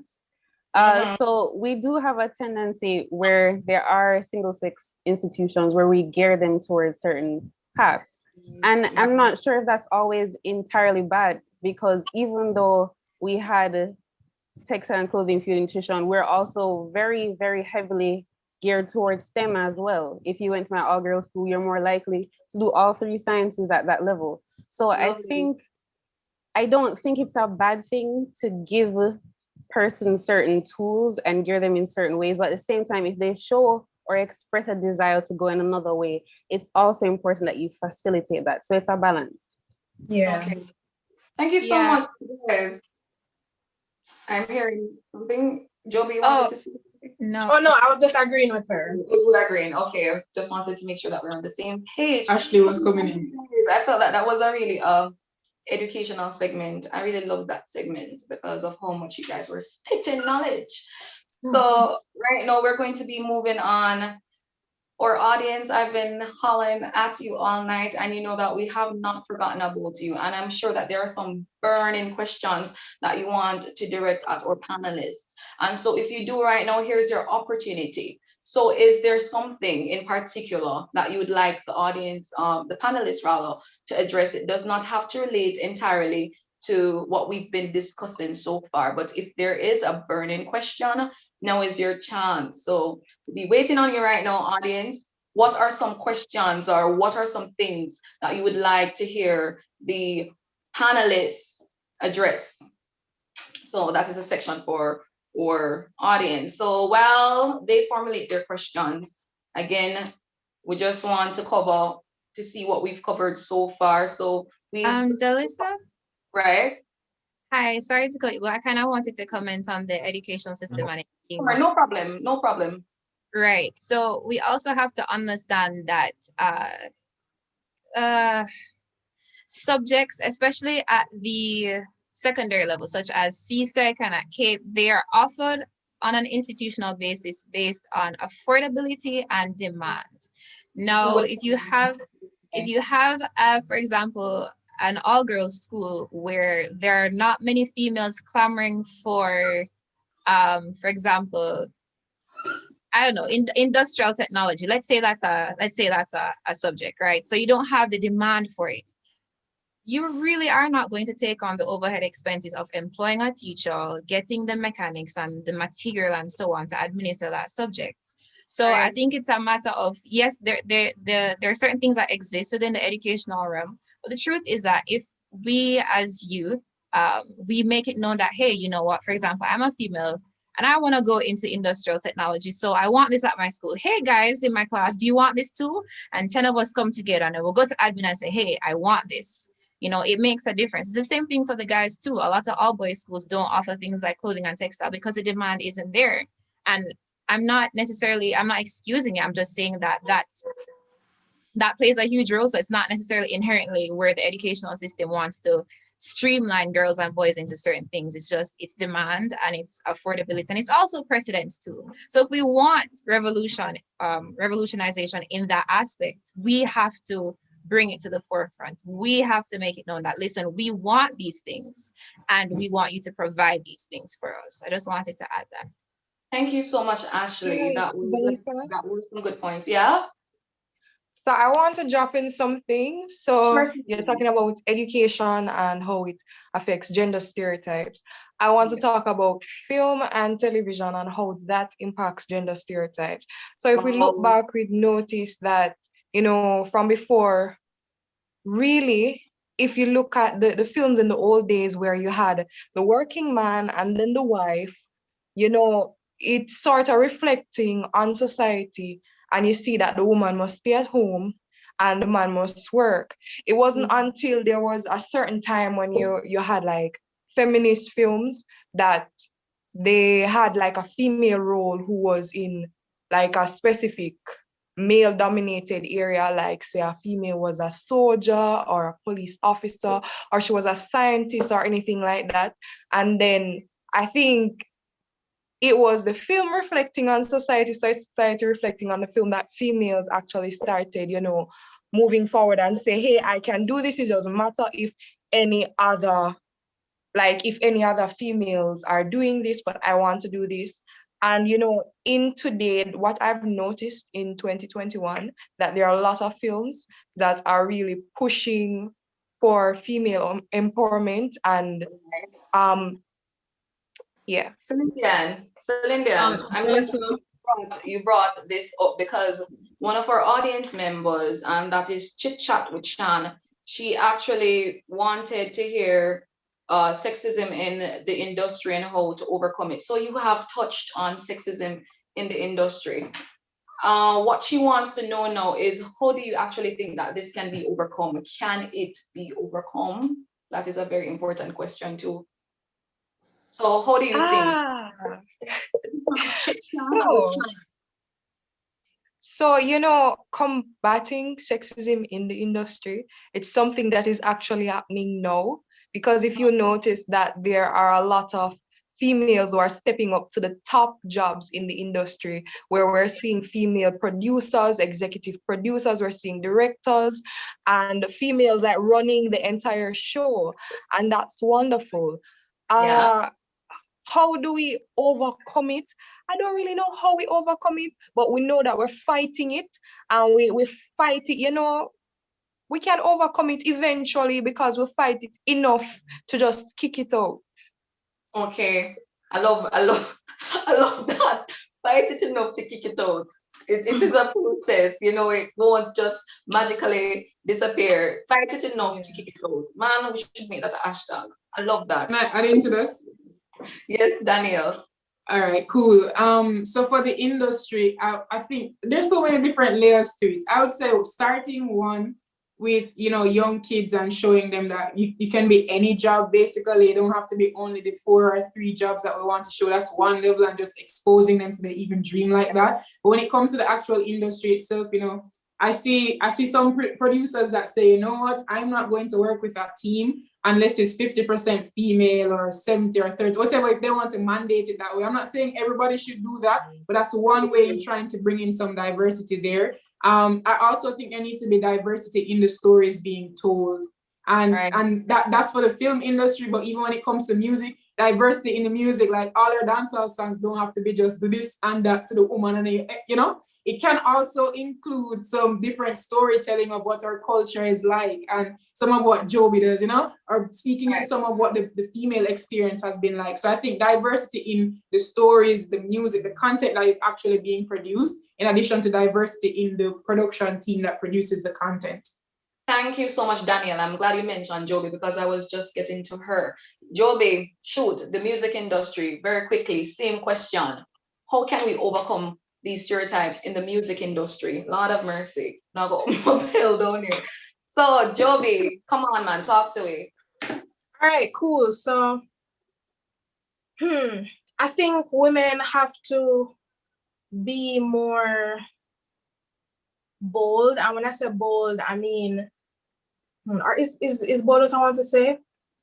I think more women need to just stand up for what they believe in. And when I say stand up for what they believe in, stand up for how you should be treated. Especially in the music industry, if you're a certain type of artist, especially if you're like a dancehall artist who portrays a very sexual, sensual kind of image, sometimes people take that and think that, oh, I can run over her, or I can say certain things to her, or I can approach her with certain things, or I shouldn't respect her craft because she presents herself a certain way, or because she dresses a certain way. I think women just really have to stand up and let the persons who we have to work with as women, which most of the time are males, that we are here to work. People always ask me, oh, Joby, have you experienced, any harassment or, sexism or whatever since you've been in the industry? I really haven't experienced it yet. I always say yet because I know it's gonna come. But I also feel like, when you let people, when you behave a certain way and you bring yourself a certain way, and I'm not talking about in terms of how you dress, I'm just talking about in general. When you bring yourself a certain way, people will know if they can or cannot bring certain things to you, and that's on fact. That's on period. So if you go into the space and you let people realize that you're serious, you're here to work, when they feel laugh and with everybody, then will know so them not to say certain things to you, and they must approach you with certain things. You understand? But there's always gonna be an issue in the industry with how women are treated, because there's a whole underlying thing in general with how people feel about women and how people treat women and how people value women. But it is for us as women to, just be confident, be bold, be serious, and let people take it serious. Don't say you're going to do one thing and then do something else. So it's a problem that we're always gonna have. But as I say, just stand your ground and don't let people feel like they can walk over you. My manager is a female, so that is also something that I consider, and she has spoken about it many times, how when she goes into a space representing me as an artist, people are just like, oh, are you our manager? And then my manager is tiny. She's a tiny little lady. So even stuff like that, you know, people will feel like, oh, they shouldn't value what she has to say, or they shouldn't take her serious because this little woman or whatever they will say.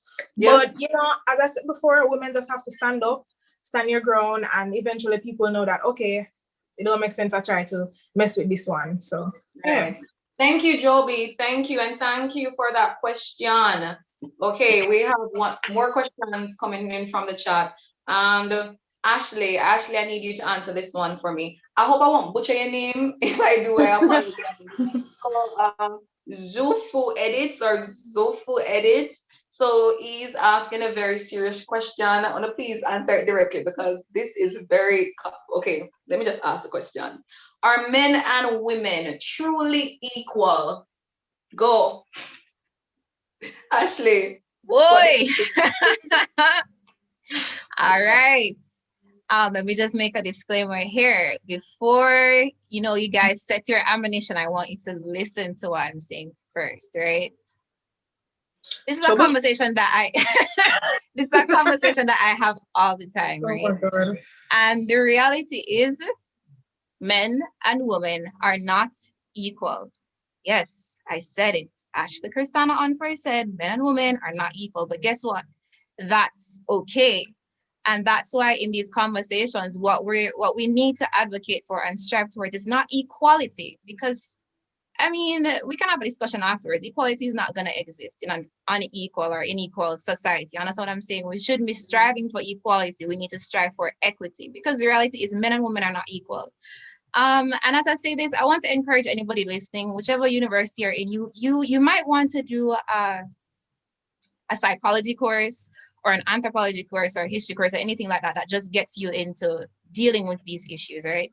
Men and women aren't equal socially, culturally, economically, scientifically. I mean, we can get into the scientific specifics of it. So for example, women, scientifically, it's proven that women have 9.4 times more white matter than men, right? And that's just the reality. Oh, I think I froze there. Did I freeze?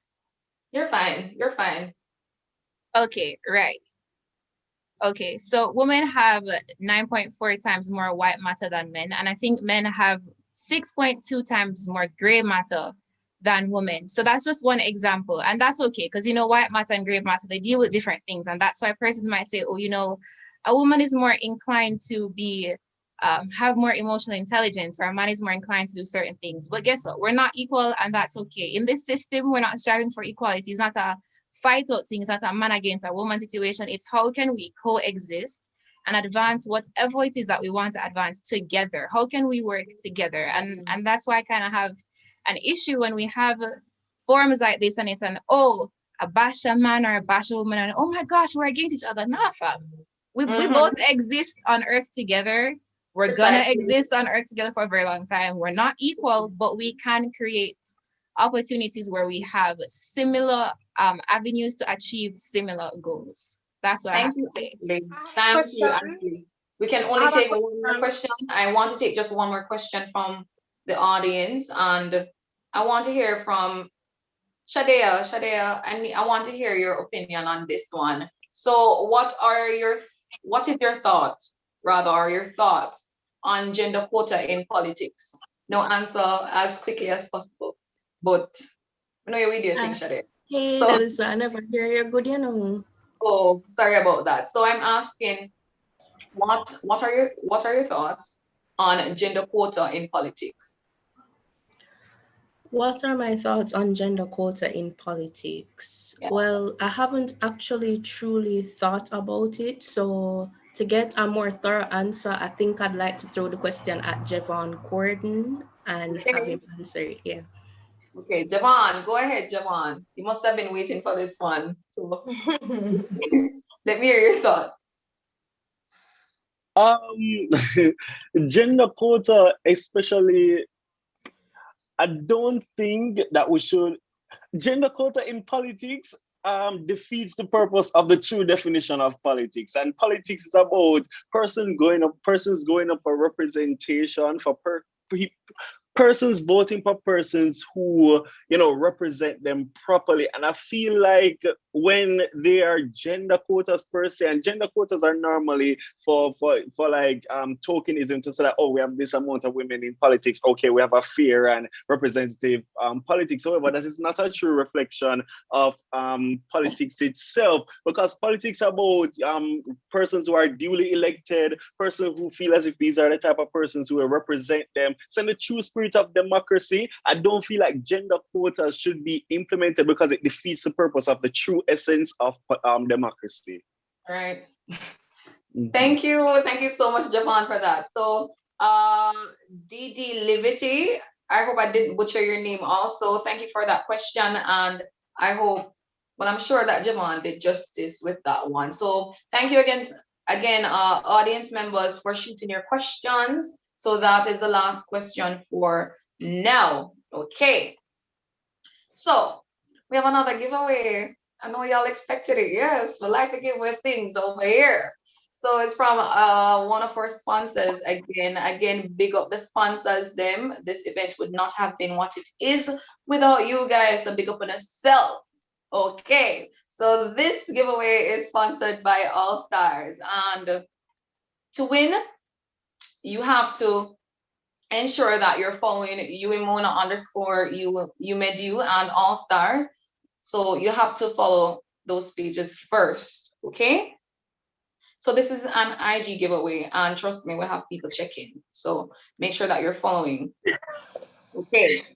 And tag Uimona underscore Umedu and All Stars in your IG story. You guys writing down the instructions are no bright man, and then need to write it down.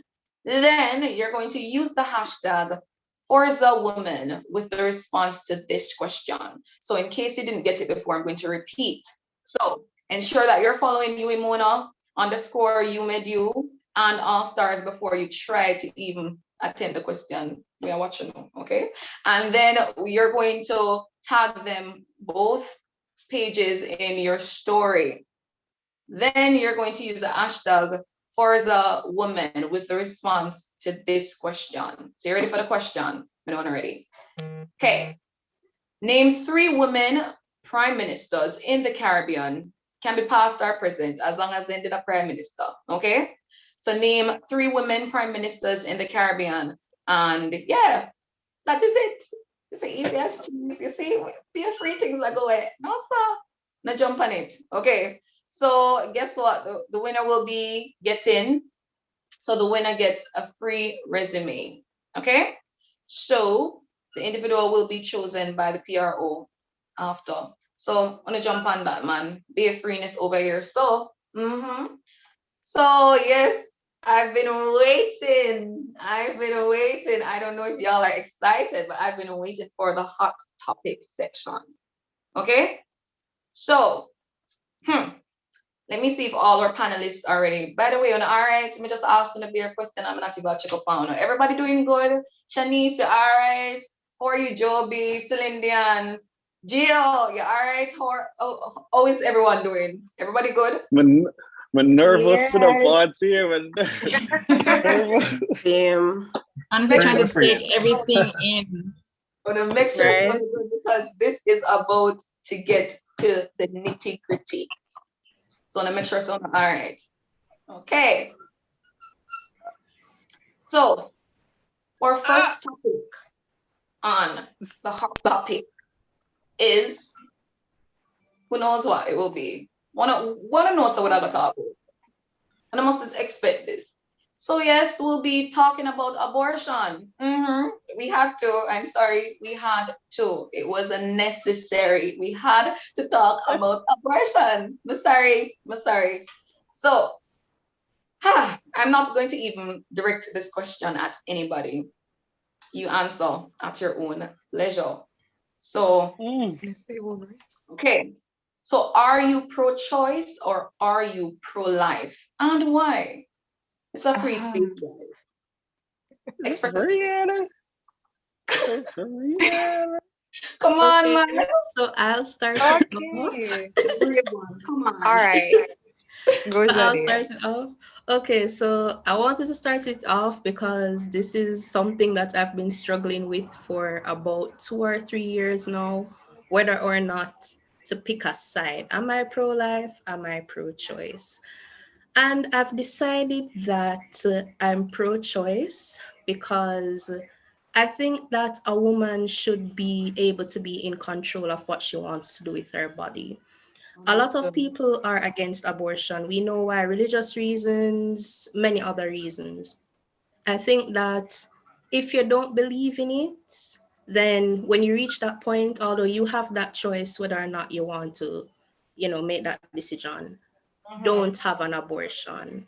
I feel as if you should be given the choice of whether or not you want to have one. It shouldn't be dictated to you that, okay, no, you cannot be in control of what you want to do with your body because of religious purposes. Many people don't have a religious background.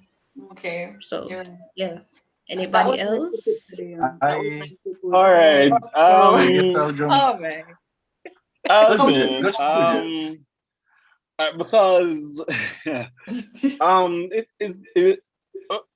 I believe that persons get the wrong idea of when people are pro-choice. I feel as if when people think that you're pro-choice, you're facilitating just go dash your belly, so belly for dash all of them something there. But being pro-choice is perpetuating the narrative that even though there are laws that don't have abortion, people are still going to do it. So why not give them the avenue and the facilitation so they can get safe abortions? And also there's this conversation one time with a lecturer who said that one of the problems with the abortion debate is that it rests upon the mother itself, and there aren't enough policies and legislation catered towards the child, because there's no legislation to say that is the fetus alive? Is this a child or not? It's just out there and rests upon the decision of the mother. Even though a female should have the right, or a woman should have the right on their body and what they should do. I think that is one of the main reasons why I am pro-choice, because being on the edge, many persons think that they don't have a side, but they're on the edge. So that makes you pro-choice. It's just to own up to it and say that you're pro-choice, because it doesn't matter being pro-life or pro-choice. It's your stance. It doesn't matter. Javon, I want to add into that. I don't think that the two are mutually. Oh, sorry, you were saying something? No, go ahead. Sorry. I wanted to say that I don't think the two are mutually exclusive. I don't think if you're pro-choice, that means that you're not pro-life. What pro-choice is basically saying is that any person can get that decision for themselves. So me personally, I wouldn't do abortion. That's my personal stance. But that don't mean that I'm going to mandate that nobody else can ever do it, because they may not have the same religious background or religious or whatever else other reasons that they may have that I do, right? And overall, I think we already know that this is happening. We already know that abortion is going to take place, whether or not it is allowed, whether it's going to be back door or front door, it's going to happen either way. And it has cost, a lot in terms of the other ripple effects that come along with it. I think if we can create a system where it can be, done legally, persons can go through the right mechanisms, they can get it done properly so that there's less damage to the body, less damage mentally, physically, etc. If all of that can be mandated and done properly, I think it would be better off for everybody. Yeah, and this is my last point on this. This is a hot topic.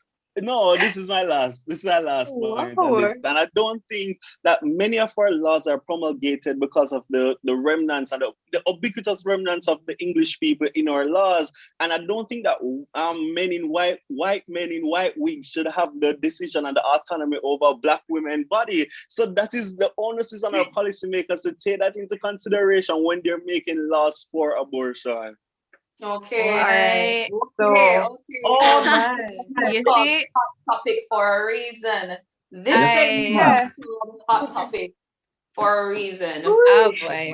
And then is there anyone else that would like it? Someone that we've not been hearing much from. Is there anyone else that would like to add to this? I mean, I know you said somebody who you haven't heard from, so I'll just let them go. But I'm not gonna lie, I really want to say something on this. But anybody else who hasn't gone yet, go right ahead, because when I start, it's gonna be something different. So. All right. So. Okay. Yes, Jill. You can go ahead, Jill. Okay. Cool. I'm just gonna. I don't want to sound like the guy who has to come and jump on the bandwagon, but yes, I am pro-choice, guys.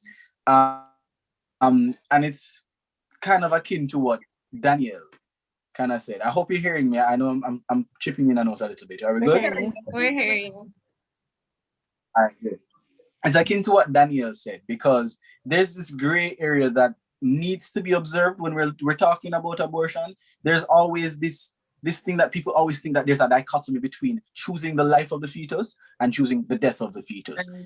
There are so many different factors that have to come into play when you're talking about a human being. Then we're talking about a woman's body, and then we're talking about what happens to the woman after whatever's supposed to happen to her body, right? Then we have to talk about the circumstances in which she's forced or placed into to want this child or to not want this child, right? Interesting. The common scenario that people will pull onto, especially pro-choice people rather, is that what if the woman is raped and impregnated? Why would you want to carry the child of your rapist, right? Why would you want to justify having the child of the person who abused you sexually? And there are many religious people who will come on and say that God created the baby. God is the one that exacted things to happen in this way. And so we should not interfere with God's grand scheme. But the fact of the matter is, God gave us choice. God gave us free will. And if it ain't our will that we're supposed to have, if it ain't the woman's will, let me not say or, because I can't have kids. If it ain't the woman's will to have this kid, and God gave her free will, then why are we going to tell the woman not to get rid of, the thing that is causing her this grief? Disagree. You see this conversation, and there's just so many factors at play right here. So I'm gonna make a statement, and people are gonna get upset, and that's fine. That's okay. Say it, Ashley. And I had this conversation earlier this week. I think it was with somebody here too. And Gia touched on it a little bit. Ooh, child, listen. The term pro-choice, right, and then the term pro-life, it represents the illusion of a dichotomy. Anxiety for me. It represents the illusion of a dichotomy that does not exist. It's also, the terminologies themselves are also proven to be inherently propagandist. And what that means is that they're pushing a particular narrative because they want to skew your personal beliefs along a particular path. Now, let me just explain. When you say, when you say pro-choice, that term, what that instantly signifies to the person is, oh, you see, if you're not pro-choice, that means you don't believe in a freedom, you don't believe in liberty, you don't believe in anything, and that's not true. And then when you have the term pro-life, what that inherently means to persons under this agenda is, oh, well, I'm all for the life of the fetus and whatever. I think we also need to get to a place where we discuss the gray areas in this entire abortion matter, because the truth is that there are things in place for women who have gone through, traumatic experiences and decide that they don't want to continue with their pregnancy. There are safe spaces to do that. We tend to perpetuate the narrative that, oh, currently in Jamaica, all abortions are done behind the door, them door on our back. And that's not true. Not all of them are done. There are persons that go to the hospital to get it done because there are legislations in place. If it's a case where the woman, it's found that the carrying through the pregnancy is found to be potentially harmful to the mother or the child, you can do that in a safe, protected, clinically proven space too. Right. But you see, that's a conversation that we need to have. And another thing that I think we need to get away from is this notion that laws are in place to police women's bodies. That statement alone is also propagandist. So what you're saying is that all the people want to do is sit down and take control over your body, and that's not necessarily true. And I agree with Javon where he said that, and I think it was Giovanni too, that there needs to be a lot more discussion of in our laws and legislation as it relates to what constitutes life and so on. Because I've heard the argument put forward to me that, the fetus is not a human being yet because it not developed. And then my next question is, well, if it has the propensity to develop, is it alive or not? But I'm just saying, there's a lot more conversation that needs to be had around this. And I just want to say it's not a dichotomy, and you don't have the terms itself can be triggering to some persons because they're propagandists. That's all I'm saying. Okay, thank you, Ashley. Whoa, okay. Okay. Good points, Ashley. Shania. Thank you, Jovi. Thank you. Yes, Ashley, that was pretty well said.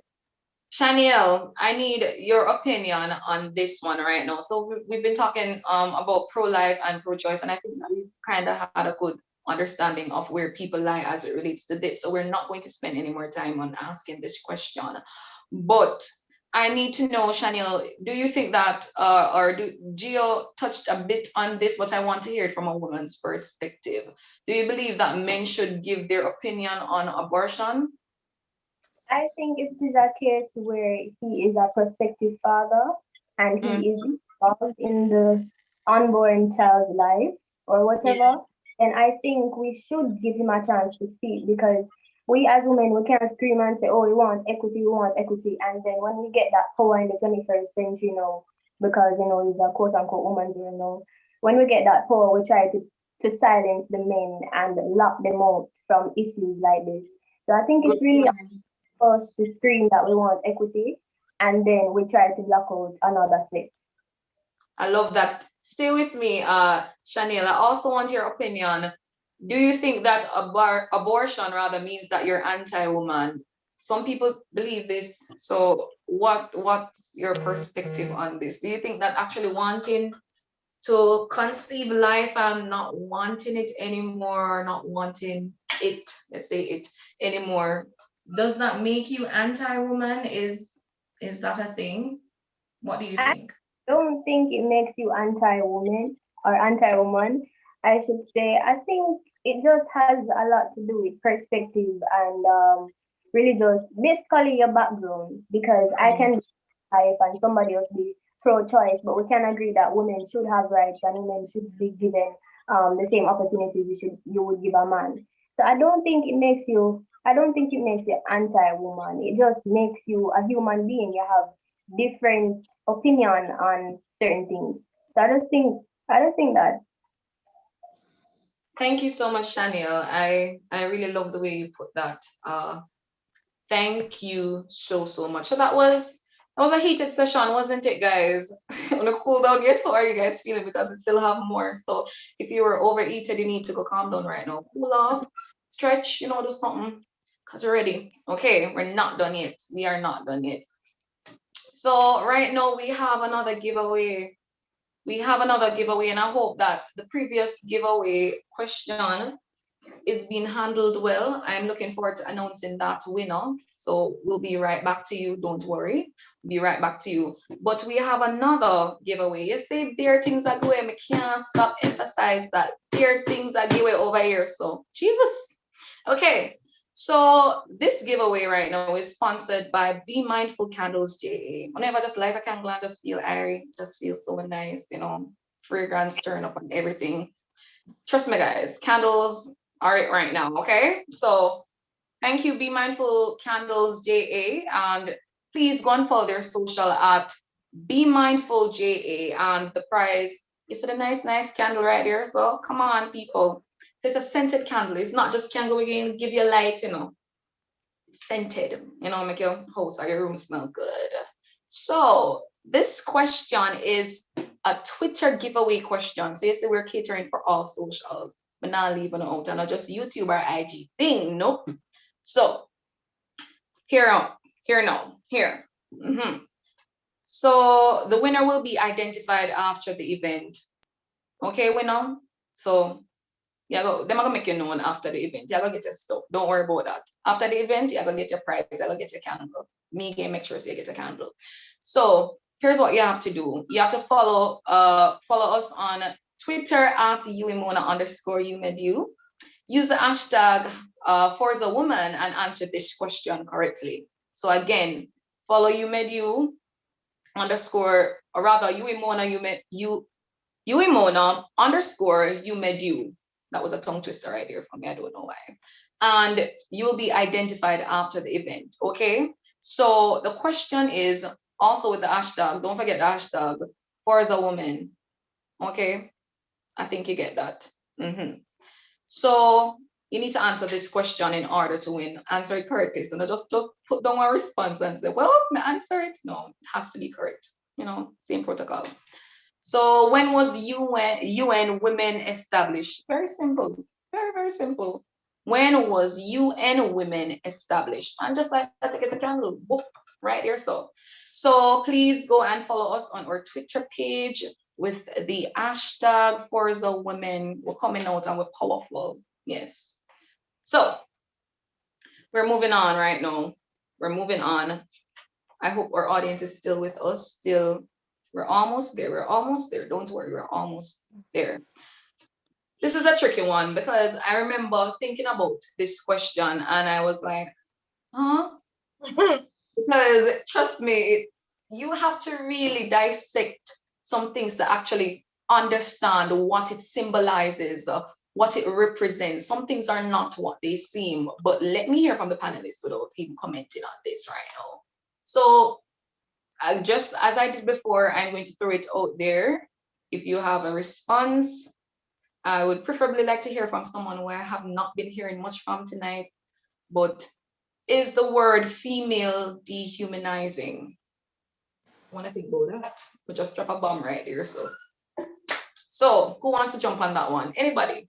I'm not even going to restrict y'all. Anybody? Is the word female dehumanizing? Should I go? Okay. Sure. All right. No, it's not dehumanizing to me. I am not offended if someone refers to me as a female, because if we're gonna be scientific, I actually am a female. If we're gonna look at the species and genus and the fact that we're Homo sapiens and all living things can be categorized into female and male, but then of course, other things will tell us otherwise. It's not offensive to me personally, especially when you look at the definition of a female and the fact that it's synonymous with woman and that it simply means, on average, someone who is typically capable of reproducing with female reproductive systems. I personally am not offended by the term female. And to be very honest, when because it's been a really big topic recently, and I remember people saying, don't call me a female, don't call me a female. Personally, I was very confused. So I'd like someone to shed some light on that for me, but it's not dehumanizing to me at all. I could. I also want to ask a question though, like, what about the context in your ask? Because, like, suppose you say, like, you mentioned female in the sentence, but also you're saying man and not male. Like, yes, so exactly. Right. Yes. That's a good one. I think that's I a good agree. question. Very good one, Asana. Hassan, yes, I think that was the point I was coming with, Asana, is the context of which people say female, because female can be said that women are just reproductive animals and that's their only value on the earth. But some persons use the word female to debase, devalue, and criticize women, and I think that is the problem with the word itself when persons use it derogatory. Yeah, I get that. How I get exactly that. I get do that. you use it derogatory though? I'm not understanding how you can demean somebody by calling them a female. Like, I what think, about this derogatory? no, like, I'm not gonna lie, I used to be offended when I used to be in high school when men What about it refer makes to me. you would have made you offended? I'm getting there. Like when men used to say, "Oh, I was dating this guy and he would only call girls females," and in the way he does it is, I don't understand females. Like them just gibbon and cheat. It's the way that he said it that made me not like it, and it made me feel objectified. Like I don't have an identity. I'm just a female. Like it's like a generalization.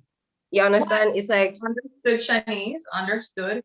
Yeah, that's why it was offensive. But it's you. I'm a female. I'm not offended now if somebody call me a female. But that's how it can be offensive. It's just the context, as Javon and whoever else said it said. Right. Okay. Well, I'm not going to carry much on this point anymore, much longer. I think we've had a good I think you guys did very well with that one. So I need to hear. Okay, so Asana, are you still there? I need to hear from you as it relates to this question right here, right now. Probably, I want to hear your perspective. I really want to hear your perspective on this one. Is the silhouette challenge and the WAP movement, do you think that these are empowering? What do you think about it? Silhouette challenge, the WAP movement, is this empowerment? All right. So firstly, for the WAP part now. So I was kind of confused why WAP came under such scrutiny. Yeah. When women started to talk about what they wanted and thing, and but then I'm like, that's a lot of what rap music is. That's a lot of what male singers talk about, like sexual intercourse and all the explicit details, but they can make a lot of money, a lot of music on it, yet still when two women do the same and express, their sexuality and things, like, why does it come under scrutiny? And I'm wondering, is this because they are women and they're speaking up and they're having a voice, so that this is what I want and this is what is good to me? And I think it is empowering to as you were talking about the music industry, with the women, in that, like, they're like, women aren't set, and this goes back to a lot of the other topics that we have been mentioning, where women are set in this one box and they're only supposed to be on this one path, and if they go off of the path, then you have to come down on her because she should do this and she should do that and thing. And like, there is double standard. I mean, just because you're a woman doesn't mean that you can't do certain things. And with the silhouette challenge as well, I see, to be honest, how where women they were more accepting of their bodies and how they look, and they wanted to show it with everyone. And then I saw the way how men took advantage of that and were editing the videos to kind of show up their bodies. And it's just sad to see how when women want to be proud of what they have and proud of how they feel about themselves, that they have to come and be torn down like this by men. Okay, that was a mouthful right there, Asana. That was a real mouthful right there. Before we move further, I'd just like to shout out to Javid Bryan, who was our winner of our All-Star JM sponsorship. So Javid, big up yourself right now, yeah? And also, I'd like to make note of Shy at Petty_Petite. She is the winner for our Twitter question. So on a big up on herself. I like that you guys are still engaged, and she just won a candle. Okay, so big up yourself. All right, so sure. Can I just say something before we move on about this swap silhouette argument? Yeah, we're not going to move on. We're not going to move on just yet, but before we're going to have a video. So after the video, you can give your 2 cents. Okay. So we're going to have the video right now, after which, Joby, you can add. Okay?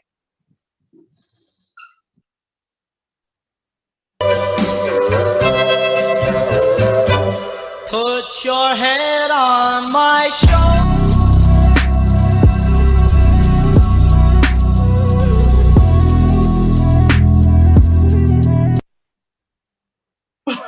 Okay,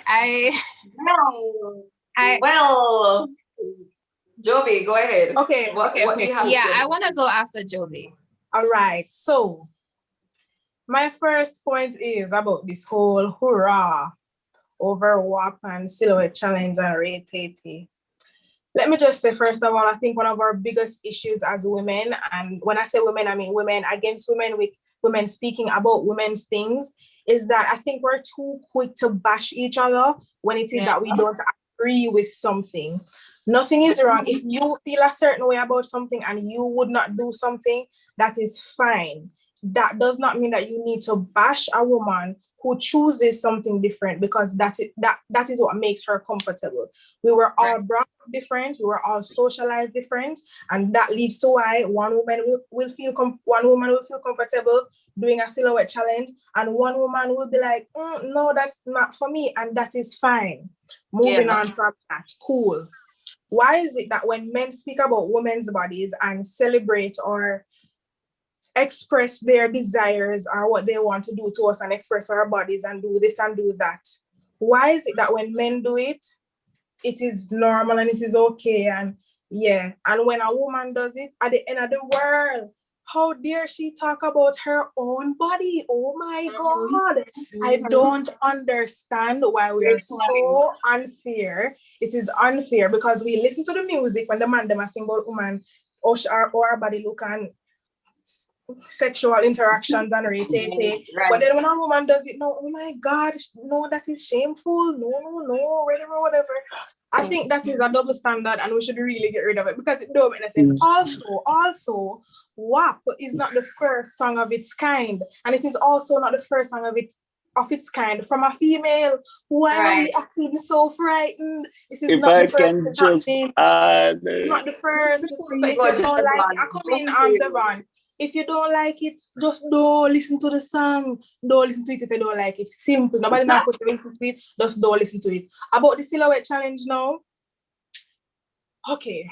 So media and everyone else and men or whatever, they want to sexualize us all the time and have their fun. Why is it that when women embrace their sexuality and want to be sensual and sultry is a problem? Me not understand. And then it goes back to what I was saying at the beginning. If you would not do something, that is fine. It does not mean you have to bash somebody because they do it. Okay, great points, Joby. Great points. Great points. I'm going to take Javon right after we have another video because we really need those illustrations. So after. Come on, man. No, we need to make the audience know what we're talking about. So right after this video, then Javon, you hit it. Okay? So run the track. Really. Beat it up, baby, catch a charge. Extra and extra.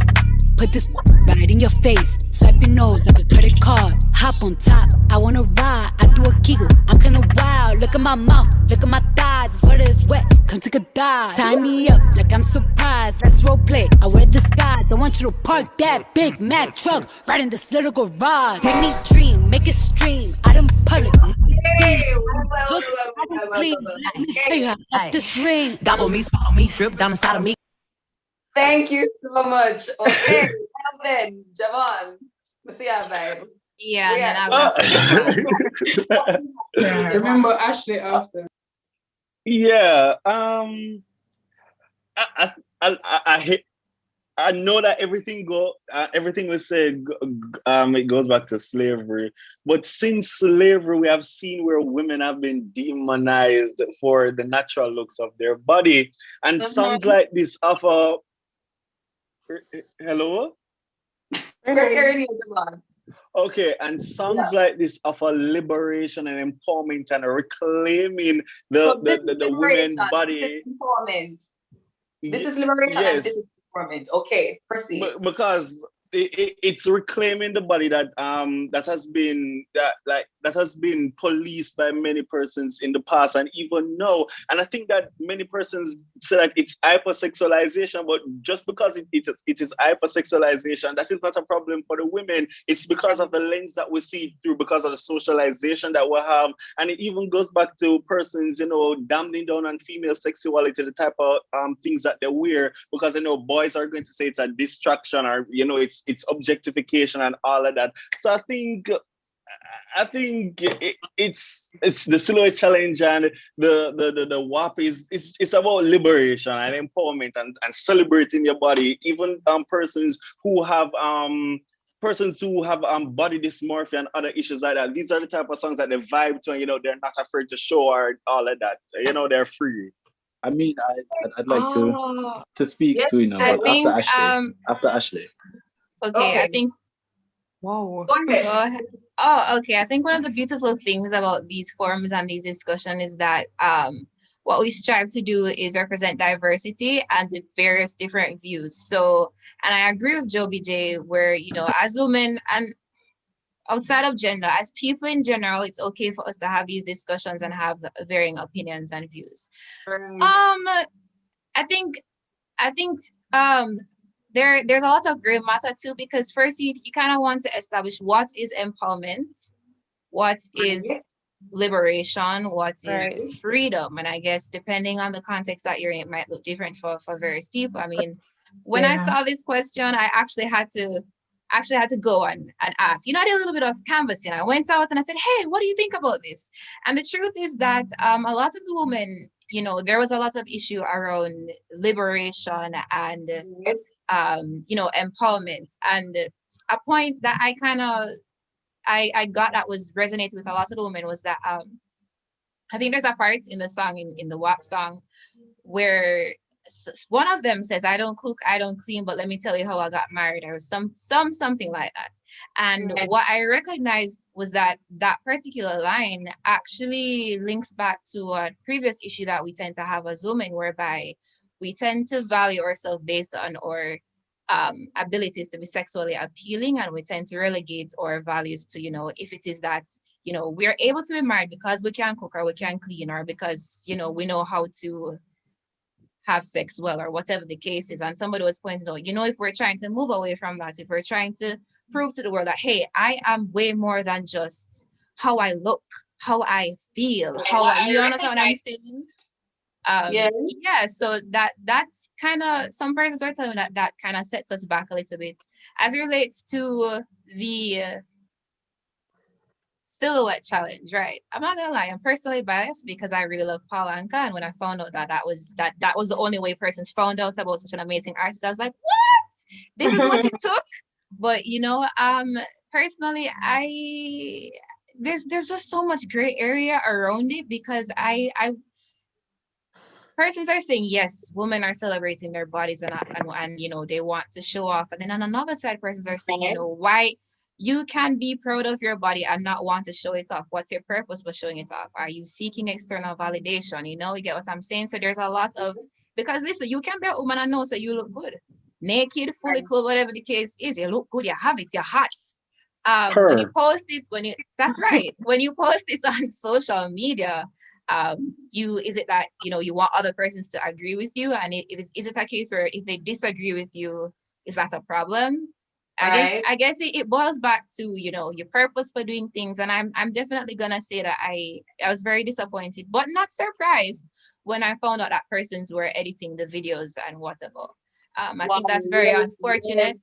Yes, that was.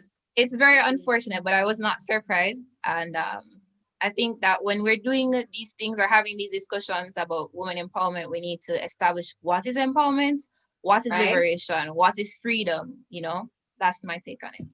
I love that. Empowerment is kind of really. Could not have said that better. I think I heard voice. I'm not sure. I want to go after you. I wanted to go. Yeah. No, man, it's I don't not. want It's not Javon nothing major. steamroll.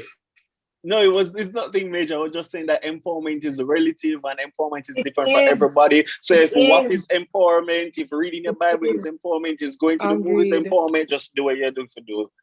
Period. I'll go after Gio. I love that you kind of gave me that preface. I love that you gave me that preface, Javon, because here's something that we need to consider. Even though there's a relativity to what we're talking about, there still needs to be contextual parameters that we take into consideration. That's why we have legislation. You would know that, Javon. That's why we have laws. That's why we have social norms and values, right? So let's look at it this way. I'm going to tackle WAP first. I don't have a problem with WAP. I mean, granted, I wouldn't sit and listen to it, but I don't have no problem with it. I love to see people explore their sexuality and their hypersexuality and their empowerment and the liberation that comes from all of this wonderful movement. But we have to consider what is being promoted alongside what is being empowered, right? And we often divorce, you know, the reality from the expectation. So we're expecting women to feel empowered from this. We're expecting them to celebrate their bodies, and they do. But what comes afterwards? What is the consequence? What are the circumstances that surround it? Right? Very, very So important question. we're talking about Okay, the man, go on. music industry, and Joby would know this. We're talking about the music industry. The music industry has been largely misogynistic since before time. And female, as she said before, she has a female manager, right? But most managers are usually male. They're usually trying to sell the image of a hypersexual woman for what? Yes. To appease the masses of Right. the males that are consuming the music. And this is what we've been functioning in for years and years and years. They are postulating this for men in music, right? And even though the reclamation has come through feminism and industrial feminism, the fact still remains that some of these things are still pushing that patriarchal agenda. And if we don't address these things, especially when it comes out of something that's, listen, what came out as Billboard, the first when it debuted, it came out as Billboard. So young girls are seeing this, young boys are seeing this, everybody has seen this, right? So when you have something that has the ability to push the agenda of the patriarchy and start to reestablish some of the things that they've been building and that we've tried to break down for years, then you have to address that. Sometimes you have to show people that, hey, we can go away from the things that were set out for us from before, the things that have been laid out for us from before. I'm not saying that Cardi can go show up her coochie here, there, and everywhere. I'm just saying that provide a context to it. Silhouette challenge now, I have no qualms with it as well. And I'm going to be very honest with it. Again, hypersexuality ain't no problem with that. We're humans. I've said this to people time and time again. We're sexual beings. We're going to want to explore our sexualities, right? What, again, the context is also very pertinent to the conversation. Who are we doing this for? Are we doing this for ourselves? Or are we doing this for the masses? And if we're doing it for the masses, which part of the masses are we doing it for? Who's going to be consuming it, and what is the effect of it, right? So we still need to consider these things when we're having this conversation. So we don't need to take a side per se, but have the dialogue, have the conversation, use the discourse to fuel what is going to be done in future, so that when we are doing these practices, we don't allow evil forces to take over what we're calling liberation and empowerment. Beautifully said. Beautifully said, Gio. I think that was Danielle. I'm not sure. Is that Danielle? No. Yeah, I wanted to come in after, but there's somebody who wants to go? Hold on, there's a little issue I'm having. Anyways, I wanted to say real quickly, I wanted to piggyback on sharing brief, please. So whatever you have to say. This is like the gravy, or it's like it's a well done right now. All right, cool. Yeah. Quickly, I just want to piggyback and say I agree with Gio. The point he made about men being the ones painting a picture of sexual women. What's the word now? Declaring their sexuality. Actually, music background, the sample for WAP is from DJ Frank, something another, whores in his house, and literally the lyrics is whores in his house over and over. And he is describing women as whores, which is a sexual term, can be dehumanizing or whatever. But I think WAP and other songs like that is an act of reclamation, as you had said. Another point I have is that the silhouette challenge, I personally, I agree with Ashley when she said that why people feel the need to show their bodies in order to own their sexuality. There's so many ways to be sexy. There's so many ways to express sexiness. You don't have to be nude to be sexy. The sexiness is an energy that you can bring forward. You don't always have to be nude. So silhouette challenge, I didn't do it, but I don't bash anybody who did. I mean, whatever, people are free to do what they want to do. And another point that a lot of people make with music and sexual songs is that, oh, little girls are seeing this and they're gonna feel like it's okay. First of all, parents exist for a reason. So if they're seeing Cardi B and Megan doing what they're doing, them can look at it But I mean, who give them access to this, or who them just let us up and they just let us up?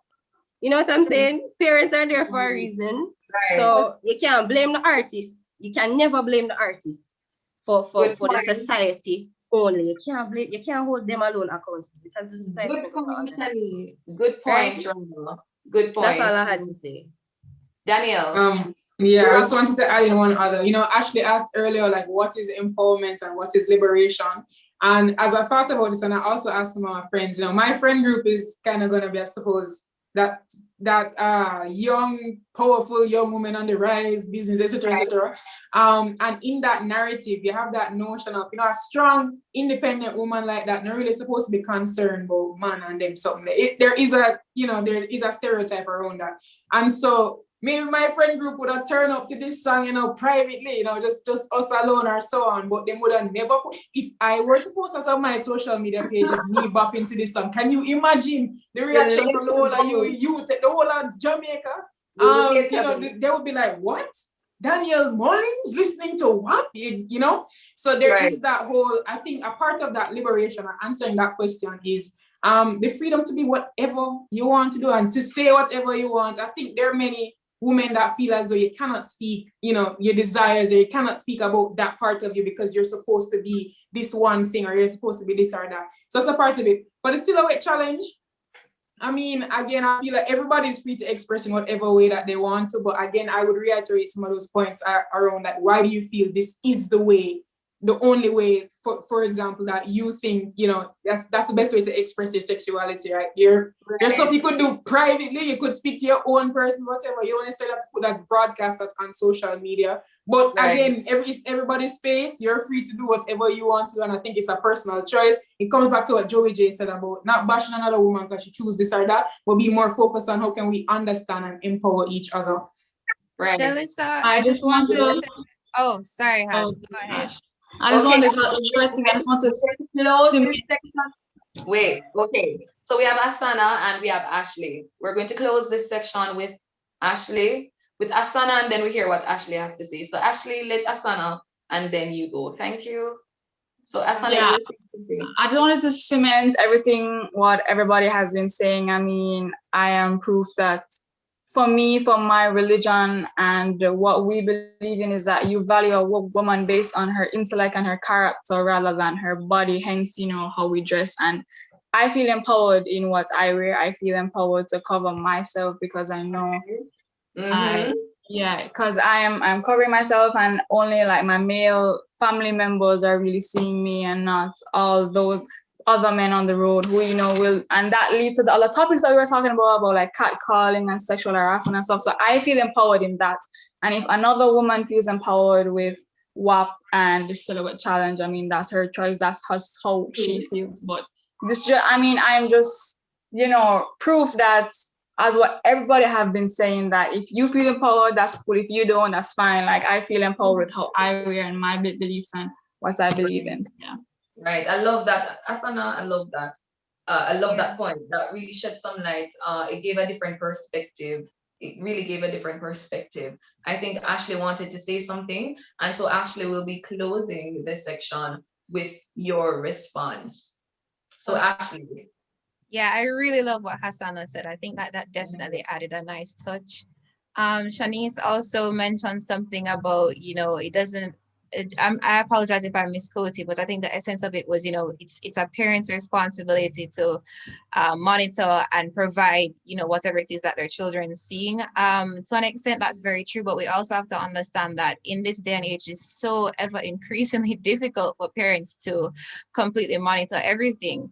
And, you know, when you said that, I think somebody, I don't know if it was in the chat in YouTube or what, but somebody had said that, you know, artists have a responsibility too. I believe in social responsibility, the collective responsibility of a people. I believe that if anything is supposed to change in our immediate surroundings in our nation, it's going to have to be a collective thing. And it boils back down, this is a different thing, but it's the same thing with crime. You know, you can't be out here saying, oh, the man on the street, he's busting gun or whatever the case is, but it's okay for us to glorify crime in our songs and in our shows and so on. It's not, it doesn't work. It doesn't work. And I just want to end this session by saying it's a good thing. I mean, there is social responsibility. Everybody has a role to play. And that's exactly why panel discussions of this nature are so important, because here we are representing various different backgrounds, households, religious beliefs, political beliefs, all sorts of different beliefs, different women with different passions. And we're coming together, and men too. Sorry, guys, and men too. And we're here together discussing these things. And that's how we move forward. That's how we put things into practice. That's how we revolutionize what we need to revolutionize. Having these conversations and ensuring that as many different perspectives as possible are represented and are seen as valid and important. Thank you, Ashley. Thank you, Ashley. We could not have asked for a better summary. My God, wasn't that a good discussion, guys? Come on, just go easy and breathe easy. We've covered so much. I still can't believe how many things we actually managed to cover in this one sitting. And kudos to all of you, to all of the panelists. It was a lovely, very, very lovely chatting with you guys. Big up on yourself, man. I want to express thanks to the organizers of this event. You know, Savannah will be coming on right now. She's really been a gem. But right now, I just want to tell you thanks for having me tonight. Being a part of this discussion, it has really opened my eyes to a lot of things. It has really given me new perspectives on things that I was kind of shielded about or was not so sure about. And so it was great to have talked with you, phenomenal individuals. So this event could not have ended on a better note. We are the Faculty of Humanities and Education, and that is exactly what we do. We educate and we inspire. This could not have been better. You want to bet up on yourself, man. Woo! Okay. That was the extraness right there. So again, guys, thank you so much for this night. I'm going to go to bed with a smile on my face. But right now, we're going to invite the lovely Savannah back. I'm sure that she has a lot to say, probably not too much, but we want to hear what Savannah has to say, what she thought about the panel discussion, what she thought about what the panelists had to say. Again, guys, bye. Thank you for having me. I'm Delissa McLean, and it was lovely, very lovely being here. Thank you for having me. Wow, I couldn't ask for a better host and I couldn't ask for a better panel. Wow, like the discussion, it was amazing. At times I wanted to jump in and, you know, give my opinion, you know, but I had the pleasure of organizing this wonderful event. And I just hope that after hearing, you know, this very insightful discussion from all the ladies that, you know, persons are educated and that they view women in a new light, a new perspective.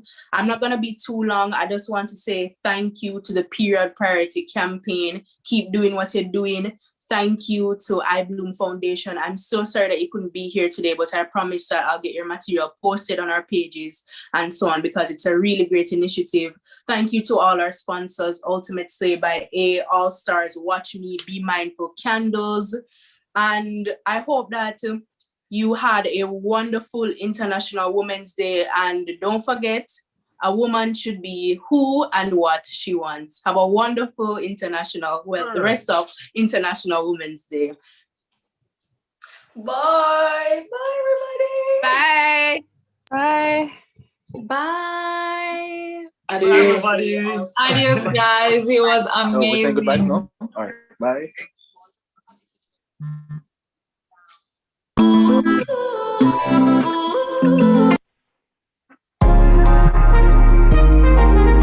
Mastermind. Yeah.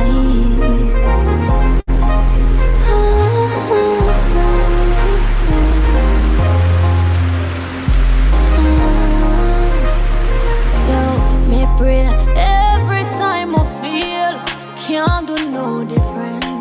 Swear me have a win. That's why I'ma try again. Pray every time I feel, cause God always a listen. One day I have to win. That's why I'ma try again. Send me working hard, why am I still struggling? Minimum wage can't cover my bills. Somebody tell me how I'm gonna live. Me might complain, but me not giving. I'll do it now, sure. Only me and God know how my day go. My while me have to make a bad drive out of town. I'm free, oh, my want to cut the place and down. Yes, reach that first starter. When me just stop, me used to hear be laughter. But you me know say a time of the master. And everything I say me going do me, I go after. You see the free, that's why every day my OD. Just I get a girl from the east with a dream. I shoot for the top and me go bring you whole team. Every time I feel, can't do no different. Swear